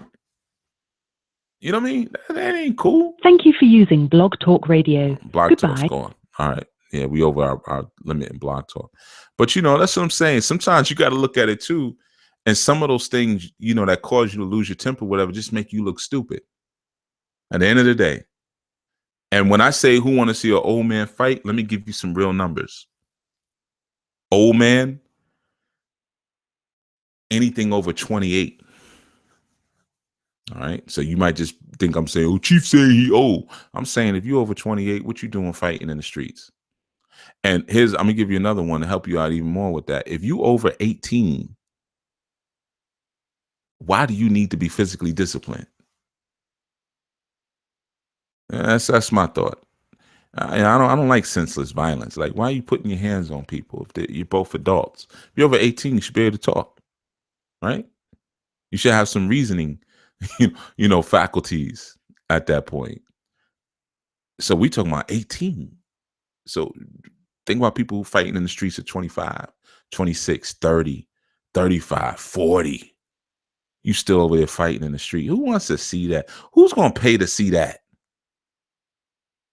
35-year-old man in the middle of the street fight, all out of breath, throwing his back out of alignment, throwing his shoulder out, trying to punch. Nobody want to see that mess, man. Sit yourself down. Go have a talk, man. Talk it out. So that's what I'm saying, man. Think about your value and your worth and what you represent to the community and what the community wants to see, or needs to see. There's a better way to put it. Needs to see from you, And that's for all of you. You sisters too. You sisters too. Some of y'all are too tough for your own doggone good. Some of you got too much attitude and too much temper. It's ugly. It's very unattractive. And on top of that, what are you really proving at the end of the day? I'm right. Yeah, but you lost everything. You lost everything. You got to learn some to be smooth, man. Learn some tact. We need that as we get older, especially as men and women, but learn how to be tactful and learn your own value. I wish somebody would have gave that young brother that lesson that I spoke about earlier, man. Maybe he wouldn't be in the situation that he's in. He wouldn't have just sold himself, because of somebody else's dream, they was pumping in his mind. And now look, nonsense, man. All right, we're gonna get ready to break out. Vivid Eyes says, I have moved away and now just building with my wife, but sometimes those phone calls still come. Yeah, man, block them numbers. I'm the king of the block. I'm a block king, man. Block them numbers, man. And find some. I'm gonna show you this, man. The biggest problem, what you just said. I'm just building with my wife. There's your problem right there. You need to get around some men. There's your problem right there. Get around some men. Meet some men in your local area, man. Build with some brothers. That's important. Men need that. I told you, if men don't build with men, they go insane. Trust me, they go insane. When you surrounded by the chaos of your woman all day or your children, you start questioning your sanity sometimes. Especially like when a woman is upset, she says anything. She says anything. Leave it a zip of the boot. And you be like, then you walk out the house. Am I really a zippity zop the boot? That's what happens. You start really questioning yourself. You get around some other men and say, nah, man, she was just upset, man, because you didn't pay the bill. You should have paid the bill, man. I told you, you should have asked me for the money. I would have lent you the money, So you need that brotherhood, man. It's really important for our development, man, and keep ourselves sane in that sense, man. So, that'll help you to put in perspective those old friends that you have in that sense. You kind of be able to see who's who. And you said, damn, man, I'm having a daughter too. Yeah, right. So exactly. What's more important, your daughter or your temper? You dig? What's more important? You know what I'm saying? That's how you can look at it. So you got a daughter, you got your wife. It's a lot of feminine energy, man. Get around some dudes, and then from outside in, look at your beautiful family. Look at your beautiful family and say, man, my temper could ruin my destiny. That's what we say in our yoga studies, man. That's why it's so important to keep a cool head or tutu, because your anger heats things up and it warps your character. It warps in our tradition, we say it warps the road. Heat warps the road. But what that means is like it warps your character. It changes your character when you get angry. And when your character is changed, your destiny changes. You see? So, most of the time it's not worth it, man. Now, you might still be angry. I'm angry. I'm an angry dude. I'm an angry black man. I use the term angry black. I am an angry black man, believe it or not. But I know how to channel the anger. That's why I teach the way I teach. That's why we're 3 hours in. I've been on here teaching since 7 a.m. Why? because I'm an angry black man. Did I say anything angry? No. I've been laughing and joking and reading articles with you all, but my anger propelled me to move into an intense love for my tradition and for my culture.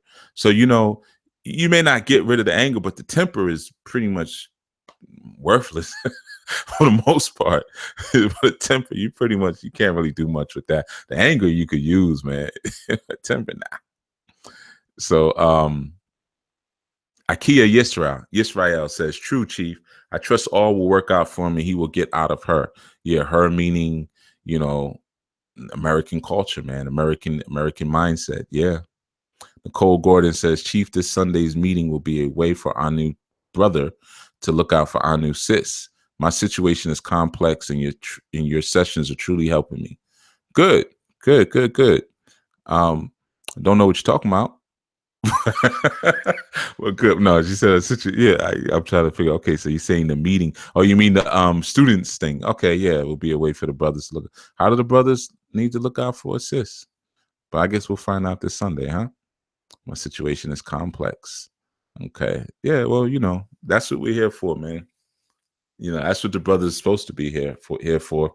Once we identify the women as being sisters, and once you identify the brothers as being brothers, because not all skin is kin. Y'all have heard me say that before, but once you make those determinations, yeah, there's a obligatory responsibility that comes with that, man. So hopefully they will be able to unravel whatever the complexity of your situation is that you just kind of alluded to.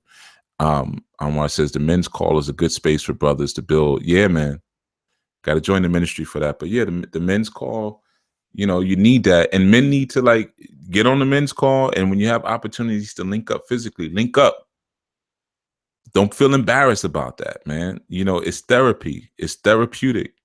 The women too, I'm a big advocate of that. But like I said, I put the women's call on a hiatus for a little while because it has to be reorganized. I don't like the direction that some things were going in. Like I said, I'm not gonna, just like the revolution will not be televised, Western society is not gonna give you a platform to get free. They're not gonna promote their own demise. I'm not gonna give you a platform for feminism. I'm not gonna promote that either, because that's the demise, and it has been and is the demise of my community. All right. So some things have to be reorganized and refocused in that sense, so that the women are, moving towards where they're supposed to move and helping to manage and cultivate the beauty of the Anu community and what it can really be, not just virtually, but physically.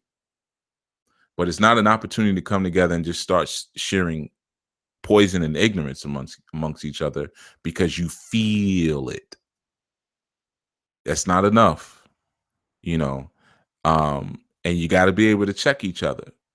And there was a little bit of an absence of that in that call. Women hearing other women saying some craziness, but not feeling secure enough to say, like, hold on, sis, you sounding crazy right now. And times when it did happen, some of the women blew up and left. Good riddance. Let them let them women go. Let them go and do what they need to do. Don't feel like you have to appease to everyone and kind of keep them in the space. This is not an all-inclusive experience. I don't want everybody around. I really don't. Believe it or not. I don't want you all here. So I want the good ones here. But if you have trouble being corrected, or you have trouble looking at the truth and accepting the truth, even when your own sister or your sisters are like, look, we all hear it, and your ego is so out of control that you got to curse everybody out and hang up phones, and we don't want you around. We don't have that much time, man. Time is winding up. We don't really have a lot of time to be playing around with you hard-headed, stiff-necked, rebellious people, man. Things are moving really fast, man, and y'all are getting old fast. Yeah, y'all are getting old. Go look in the mirror. You don't believe me. So stop thinking you got all this time to waste, man. All right. I'm gonna head out of here, man. That's been more than enough. I actually didn't even get to what I wanted to talk about really today, but it's okay. We were flowing. I think when I started reading that article, it just really it took precedence in terms of importance in my mind to really talk about that because, yeah, man, that young brother, my heart goes out to him, man, over there doing 2 years in jail, 2 years and change because he read a book and he listened to some righteous brothers, and like I said, I know ain't none of them gonna ride that bed with him. Ain't none of them gonna stay down with him. Oh, you said you would like to read the article? Oh, here, let me, I should have done this from the beginning. Excuse me. I'll put the link in here. I'm sure, it's probably an update because this is from, like, this was from, I think May, no, April. Yeah. Oh, not May. I'm sorry. I just put the link in the, the jiggly chat, the chat room. Yeah, this was from March, actually. So this was last month. So yeah, I just put the link in there if anybody wants to check out that article on that brother. But yeah, just sad state of events, man. For him to have to go through something like that, and again, at the same time, what will be his response to consciousness as a result, or to conscious people as a result? Because where will it now lead him? Now I hope he stands tall and says, "F this," like I was right. Even legally, maybe I was right. Maybe it will highlight more the corruptive nature of the system to him. I hope it does. I really do hope it does.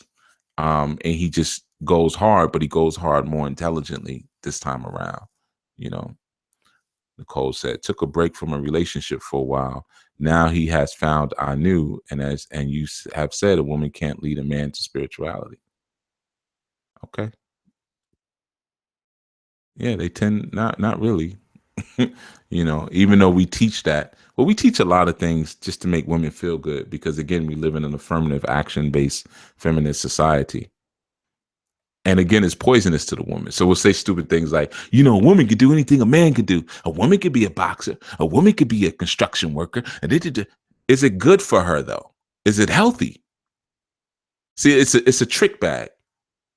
So a woman to say, yeah, that's right. She thinks she's getting something nutritious when a dude saying something like that. And he walk away snickering. He's killing you. It's like saying, yeah, a man could put on a dress. A man could cut his dingling off. He can get a sex change and get boob implants if he wants to. We live in a free country. And you got a man or males that might pump their fist and they say, that's right. Yeah, I'm going to cut my ding dong off. And she walk away snickering. Or he walks away snickering. That's how I keep your people subjugated. You so dumb. They thinking, they sitting at home in their red smoking jacket, smoking a pipe. Simpletons, peasants. Come on, man, wake up to the game. All right, we're out of here. So I will see you all this Sunday. No, next Sunday. This Sunday is a students panel, man, and will be the last Sunday where you'll be able to call in via Blog Talk Radio as well. Because let me see, it's the 30th, so it'll be the last time that you'll be able to call in. Well, I'll still actually have the Blog Talk account up. Maybe I'll use it once in a while. Maybe I might just use it once a month for the student call. I don't know, maybe. But let's just say it will be that. And then after that, we'll be doing the panel differently from there forward. But, so if you want to call in, get some guidance, some advice, share, which I know is rare, you have that opportunity to do that this Sunday. And then starting starting in May, ain't that a shame? I got to count the months out to figure out what month it is. January, February, March, April, May. So in May, we'll be starting a new topic, coming off of authority, which is what we've been talking about all month. So for those of you who have notes and things like that or questions about the previous shows on authority, this Sunday will be your opportunity to share or to question or ask and things like that. All right. So we're out of here and I will speak to you all next Sunday. Well, I'm sorry, Monday. I'll be right back on Monday at 7 a.m. All right. Until such time. Peace.